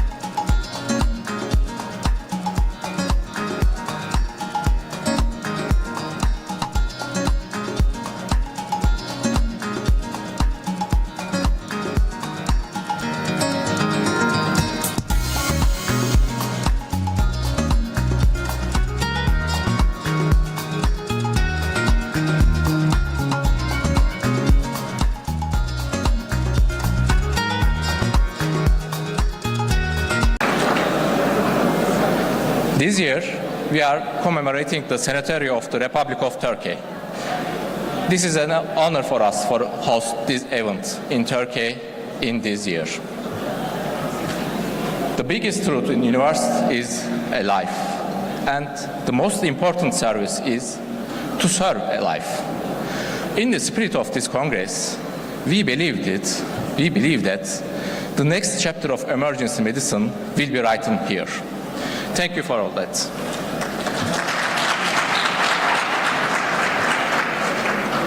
Firstly, I would like to express my deepest gratitude to our rectors, to President of EPAT, to President of VAJEM, and Director of VAJEM, and also to EPAT team, to VAJEM team, to faculties, to all who contribution for this event possible, and of course to you, all participants interested in VAJEM 2023. Our guests, let me remind you first, during your stay, if you faced any issues, please do not hesitate to contact our staff. They are here to assist you.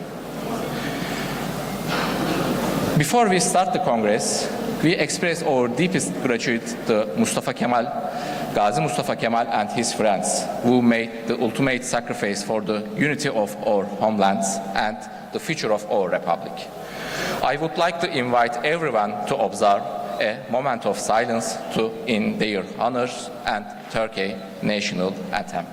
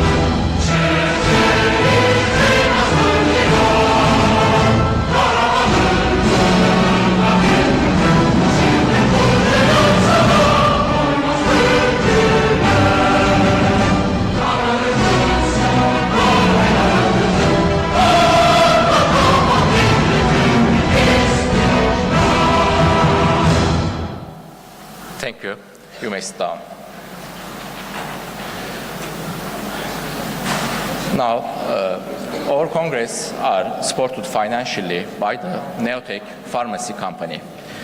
We have a video about to explain much more information about the companies.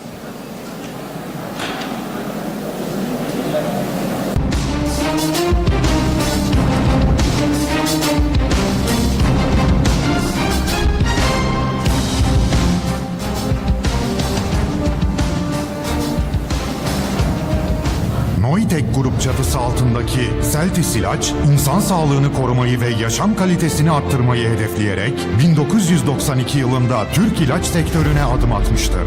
Yüksek kalitedeki jenerik ve yenilikçi ilaçları başta Türkiye olmak üzere tüm dünyaya sunan %100 Türk sermayeli bir şirketler grubudur. Birçok terapötik alanda yer alarak hastaların ihtiyacını karşılayan Celtis ilaç, bilime, teknolojiye ve insan kaynağına sürekli yatırım yapmaktadır. Her hastaya aynı kalitede ilaç sunan Celtis ilaç, yapmış olduğu yatırımlar ve Ar-Ge sürecinde göstermiş olduğu başarılarla FDA ve EMA onaylı tesislerinde inovatif ürünler üretmektedir. Celtis ilaç, ürettiği inovatif ürünlerle yenilikçi tedavilere öncülük ederken, yerli ürünleri 36 ülkeye ihraç ederek dünya sağlığına katkıda bulunmaktadır. Eğitimin gücüne inanan kurucularımız, sağlık ve teknolojiyi birleştirmek için Bilgiç Vakfı çatısı altında 2020 yılında İstanbul Sağlık ve Teknoloji Üniversitesi'nin temellerini atmıştır. Yenilikçi bakış açısıyla ürettiğimiz inovatif ürünleri tüm dünyayla paylaşarak insan hayatına değer katmak için çalışıyoruz. Celtis ilaç.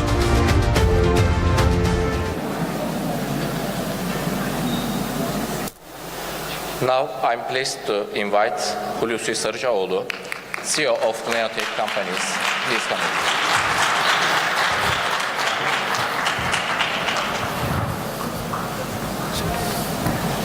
Teşekkür ederim.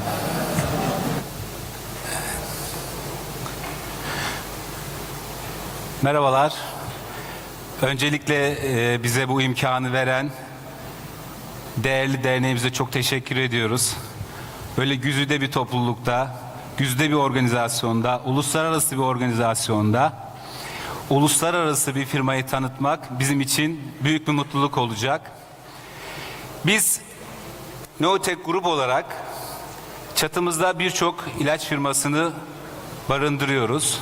Bugün Celtis ve Basel kimliğimizle beraber burada olacağız. Ben kısaca Neotech'i sizlere anlatmak istiyorum. Yaptıklarımızı ve yapmak istediklerimizi, nereye varmak istediğimizi siz hekimlerimize paylaşmak istiyorum. Hedeflerimiz büyük. Hedeflerimizi güzel kılan belki de yarın kutlayacağımız 100. yılın arifesinde burada olabilmek.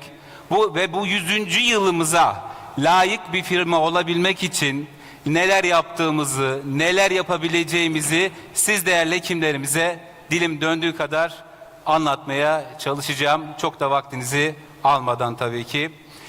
3000'in üzerinde sadece ilaç sanayisinde istihdam sağladığımız bir yapımız var. Bu yapımızın 35 bin metrekaresini şu an üretim tesisi olarak kullanmaktayız.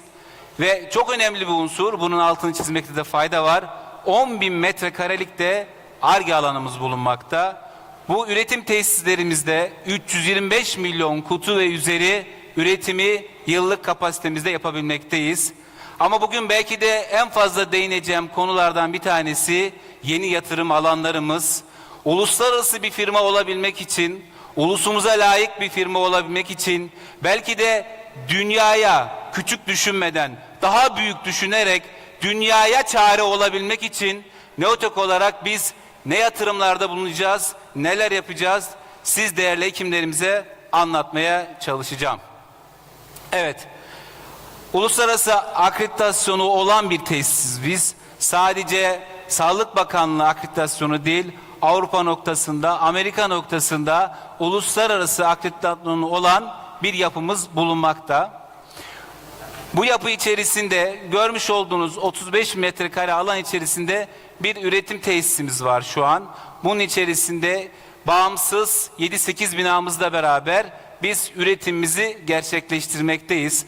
Ama burada vurgulamak istediğim sizlere daha çok bizim yeni yatırım alanlarımız 145 bin metrekare ile beraber tüm ulusumuza, uluslararası paydaşlarımıza, dünyaya açılabilmek için yapacağımız unsurları sizlere anlatmak istiyorum değerli hekimlerimiz. Evet, aslında görmekte de fayda var. Şu an bulunduğumuz alan ve bu alanla beraber biz birçok ülkeye yatırım gerçekleştiriyoruz. Ürünlerimizi götürüyoruz. Şu an mevcut alanımız bu görmüş olduğunuz sol taraftaki alan. Ama yeni alanlarımızla beraber, yeni yatırımlarımızla beraber 200 bin metrekarelik bir alanı sadece ilaç sanayisi için kullanan, geliştiren bir bünye olacağız. Değerli hekimlerim, bunun içerisinde ne yapacağız? 35 bin metrekare alan ile beraber API üretimi gerçekleştireceğiz. Günümüzde ilacın önemi çok fazla. Günümüzde ilaca erişim noktasında büyük sıkıntılar var. Sadece ilacın bitmiş ürün olması çok önemli değil. Aslında bitmiş ürüne, yani hastaya ulaştırdığımız o ilacın API'sini, etken maddesini yapabilmek, gerçekleştirebilmek muazzam bir iş. Bizim en büyük hedeflerimizden bir tanesi dışa bağımlılığı ortadan kaldırdığımız, API ürettiğimiz, etken madde ürettiğimiz, ulusumuzu güçlü kıldığımız bir yapıya yürüyebilmek. İnfüzyon tesisimiz hedeflerimizden bir tanesi ve bu projeler başlamış bulunmakta.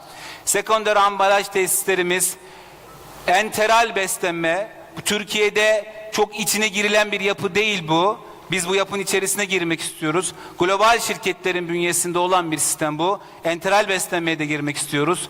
Medical device'ımız çok önemli. Onunla alakalı yine Türkiye'de ilk olabilecek bir fabrika oluşturuyoruz. Neokulet projemiz var. High potent, yüksek teknoloji gerektiren ilaçları üreteceğimiz tesislerimiz ve bunların daha ötesinde hedefimizi daha yukarı çıkartacağımız biyoteknolojik ürünleri yaptığımız tesislerimizi ulusumuza, uluslararası alanlara kavuşturmak istiyoruz.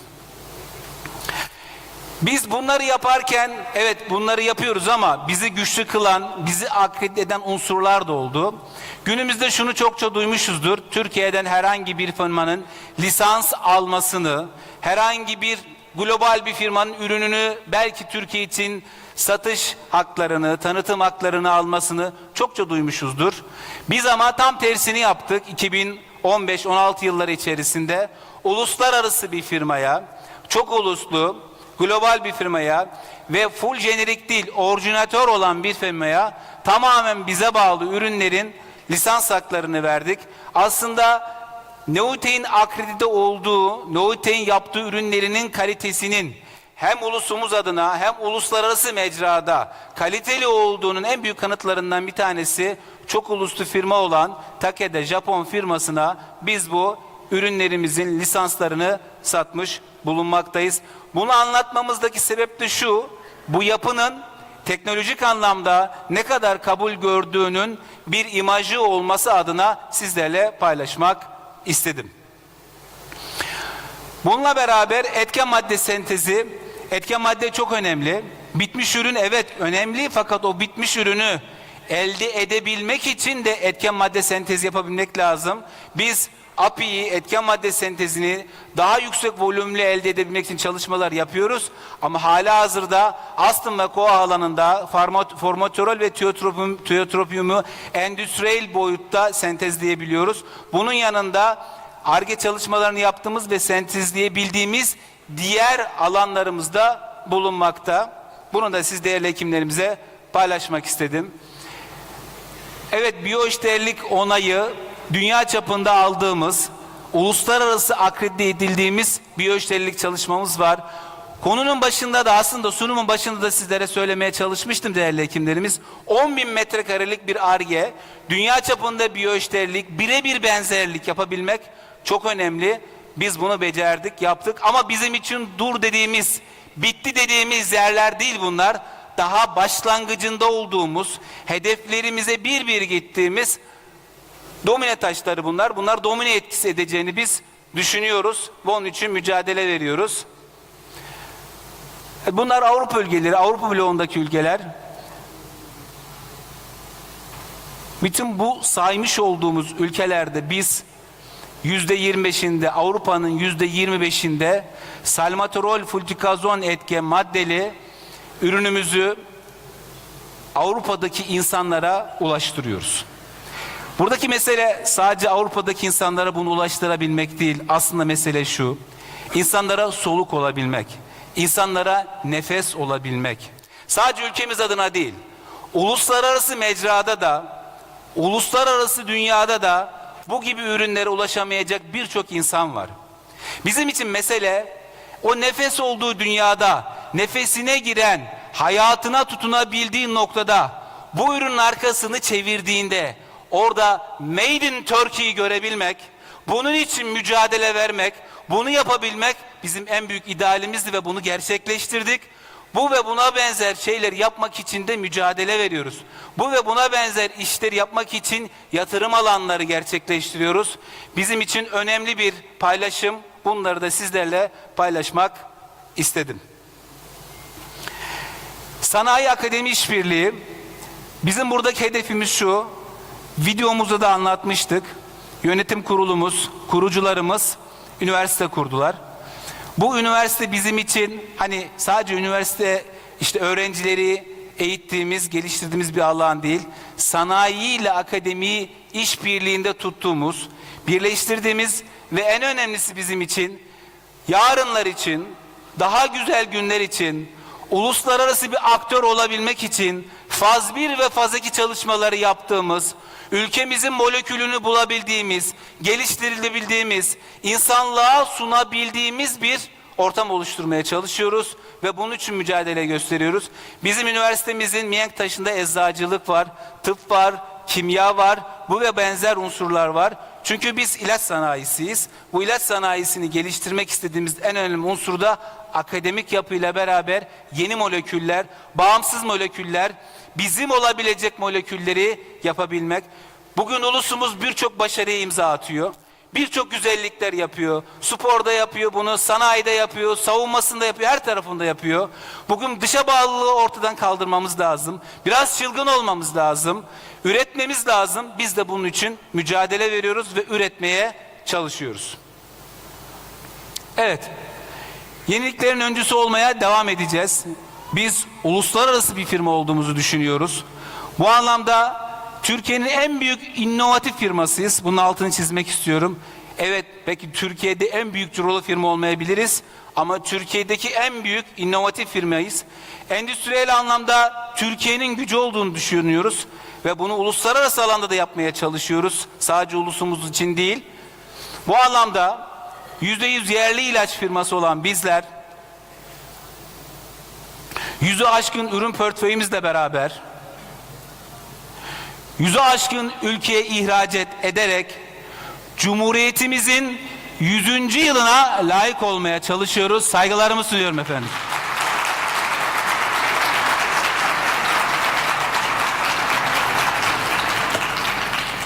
Teşekkür ediyorum.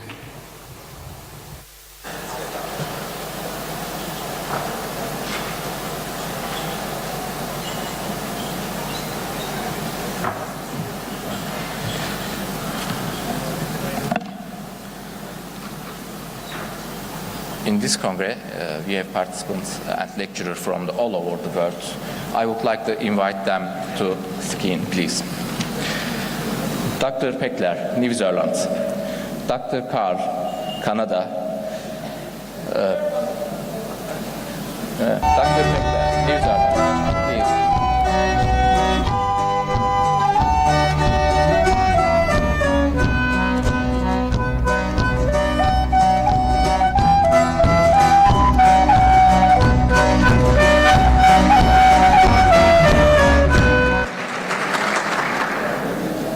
Dr. Carr from Canada.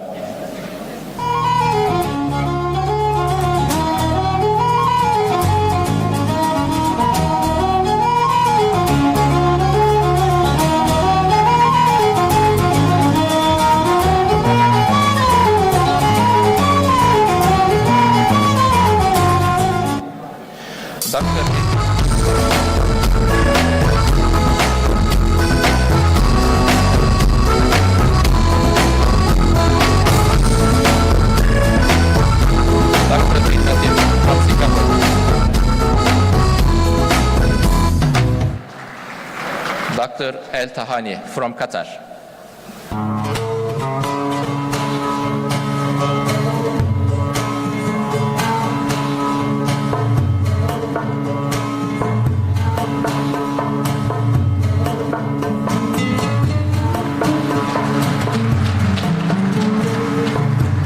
Dr. Buhai from India.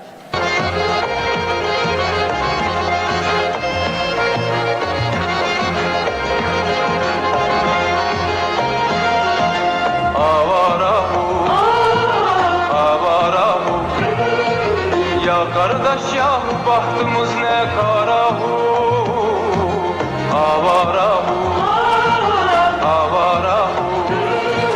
Ya kardeş yahu bahtımız ne karahu. Dr. Mizamata from Japan.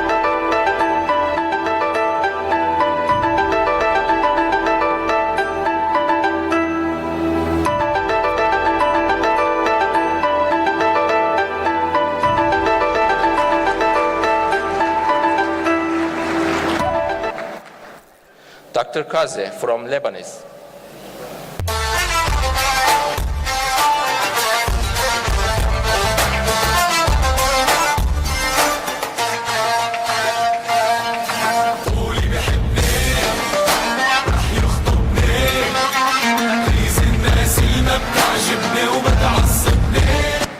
And Dr. Vincent from Belgium.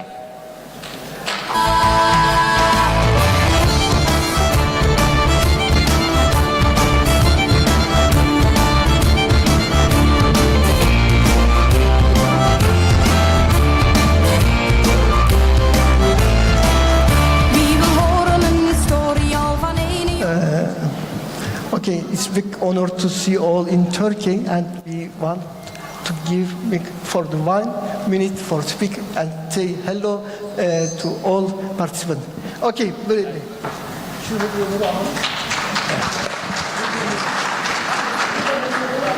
Merhaba, thank you. I would really like to thank the WASM organizers, and particularly Professor Kander, for having us here. And just a quick story. I met Professor Kander about 25 years ago in Konya when I was working here in Turkey at the beginning of EPAT, and have continued my relationship since then, and it's really a pleasure to be back here and see how many people are in this auditorium. Thank you.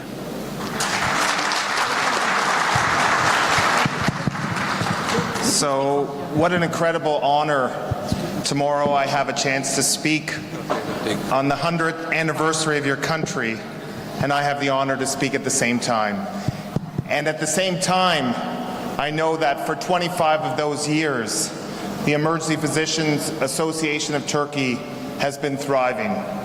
I look forward to this conference. I look forward to learning together, to teaching together, and to seeing emergency medicine flourish with the natural bridge between Asia and Europe and the rest of the world. We're looking forward to an amazing conference together.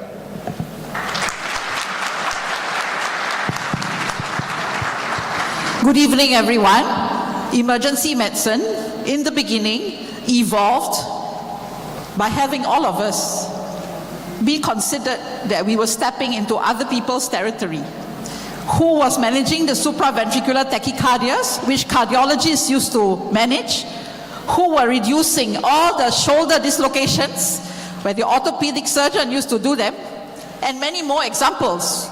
We're doing all of that. And now emergency medicine has evolved to be at the center of the practice of medicine. Nobody can forget us, not any other discipline.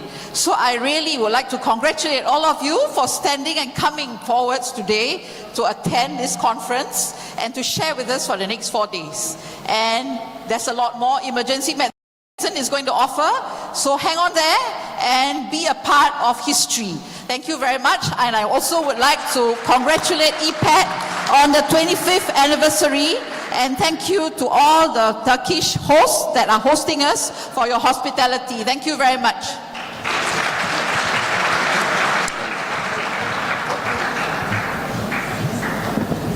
Hello. I bring greetings from WHO CSAT and it is really a great pleasure to be on the 25th anniversary of EPAT. This is the first time for me, but I feel that I've been there since last 25 years on the journey of emergency medicine of Turkey and India, which celebrated WASM, and it's really amazing. Every year it is growing bigger and bigger.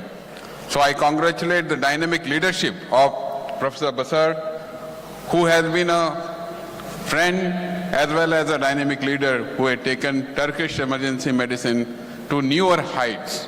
Along with his team and along with the global team, I congratulate the people of Turkey for hosting this. Thank you very much.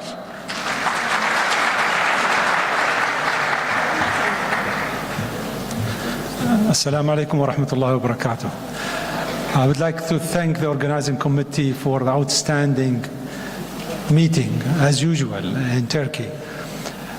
Last year for Qatar was exception year because we hosted the World Cup 2022. And with that, we had 10 years to prepare for the mass gathering. During this period of time, we had two events. One was not predictable, which was the blockade for Qatar. And the second one was the pandemic.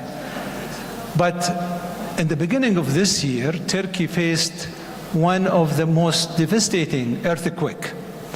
For that, I commend actually the emergency physicians, the physician and the medical staff in Turkey for outstanding work which was done. It was devastating, but the work was amazing, and actually I stand for what you guys done for the sufferer in the earthquake. So with all actually the physician and the emergency physician coming together, that make really a good impact for the best outcome for this disaster. So I'm here to learn from our colleagues from all over the world, and thank you again for the privilege of the podium.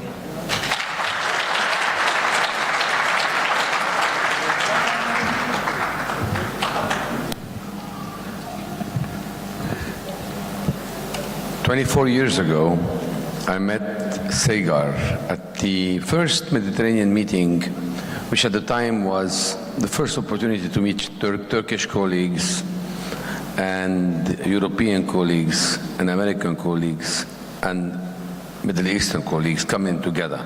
There were some Koreans and Indians, but not many. The point is, I remember Joe Wood at my side looking ahead and telling me, look what we've done. It was a turning point. Today, I look here and I look at Besar and I look at Sagar, Huram together, and I say, look what you've done. So I will say you are making history. This is a turning point for the specialty of emergency medicine all over the world, and I wish to congratulate Turkey, emergency medicine, WASM, EPAT, and everybody who put Sagar and Besar for all of the effort they have put into making this a great success. I am currently the president of the Lebanese Society for Emergency Medicine. Prior to that, I was president for the American Academy of Emergency Medicine. And I am wearing the pin of the American Academy, which says, "When minutes count." When minutes count, because in emergency medicine, we count. As you all have learned from Corona, we are not only the front line, but we are also the last line. So to see us all together, coming together to speak the same language, to create exchange of information, of material, of relationships, progressing together to really establish a specialty is a great honor. I would like to end my two words by saying, considering that yesterday I was training 1,200 physicians in Lebanon for what could hit us, and I will like to just take maybe 10 seconds of silence among us all to think of all today, all the rescuers and emergency physicians that have lost, and nurses that have lost their lives in the lines of duty all over the world. And I'm not really singling out anybody here. So let's think about them for a moment and think of the great obligation and the responsibility we'll have together. Again, thank you, and a moment of silence.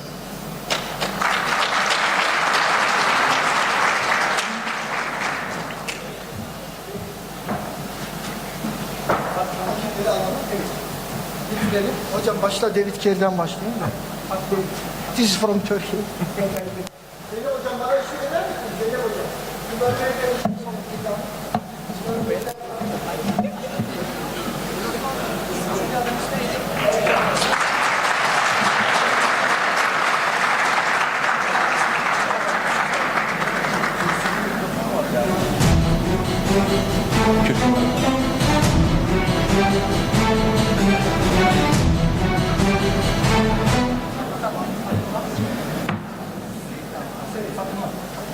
Hangisi var?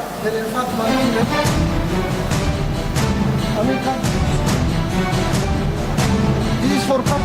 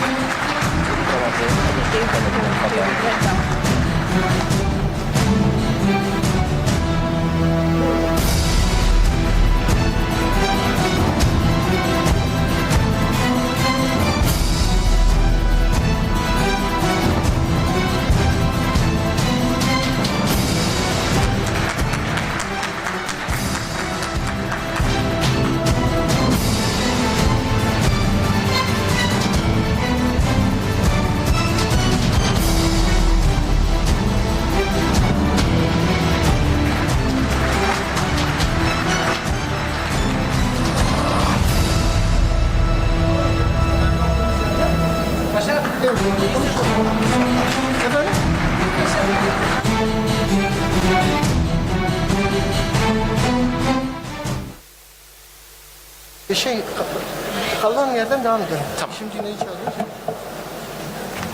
Kalan yerden devam edelim. Thank you for your all contributions. Now I'm pleased to invite Vice President of EPAT, Professor Dr. Zeynep Çakır.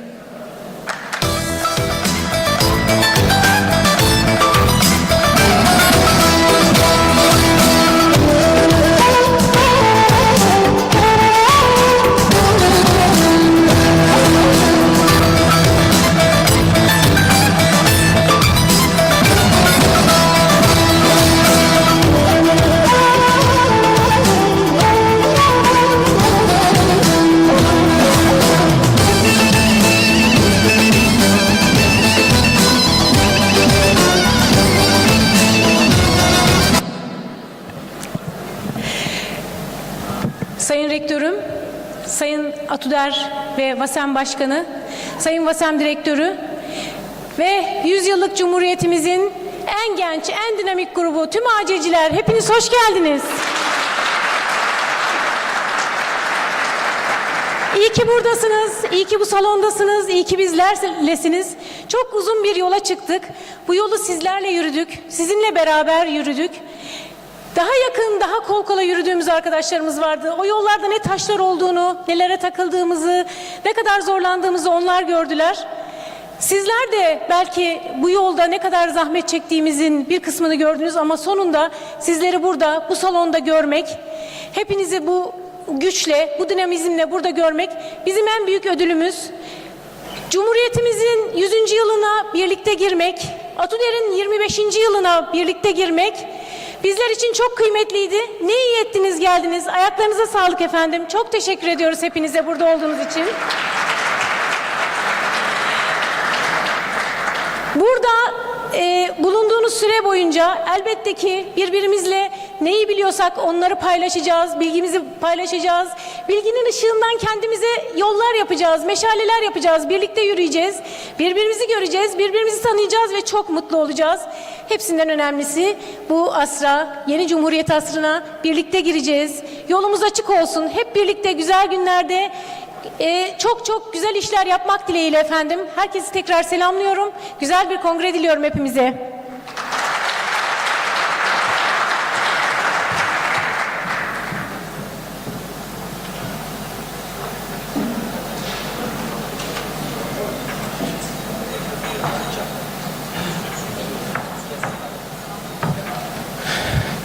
Now, I would like to invite the Rector of Health Science University, Professor Dr. Kemalettin Aydın.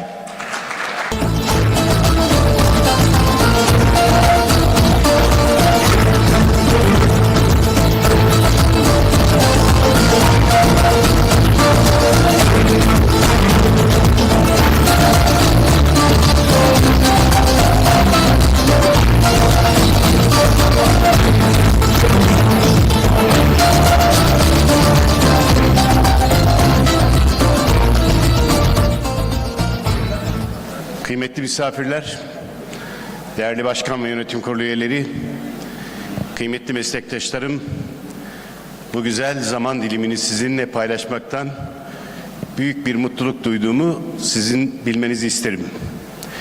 Öncelikle uluslararası anlamda katılımı olan ve bir dünya kongresi olan bu kongrede aramızda olan yurt dışından gelen misafirlerimize de Cumhuriyetimizin 100. yılının tadı içerisinde hoş geldin demek isterim.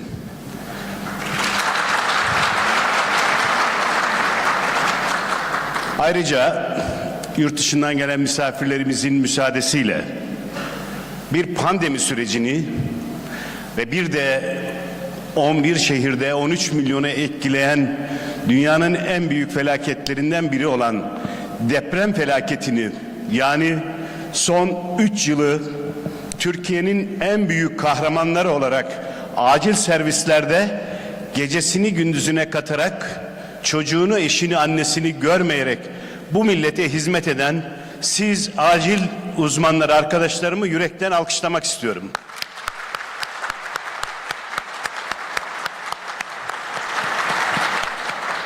Hem burada hem de başka zaman dilimlerinde olan TAT ve Türkiye Acil Vakfı'nın üyeleri ve yönetimlerinin bu ülkeye acil hizmetlerinde nasıl katkı yaptığını, acil hizmetlerinin 1987'de 2,5 yıl o zaman acil uzmanlığın dahi olmadığı bir Türkiye'de mecbur hizmet kurası olarak Kastamonu Devlet Hastanesi acilini çeken birisi olarak, yeni nesil öyle kura çekildiğini bilmiyor.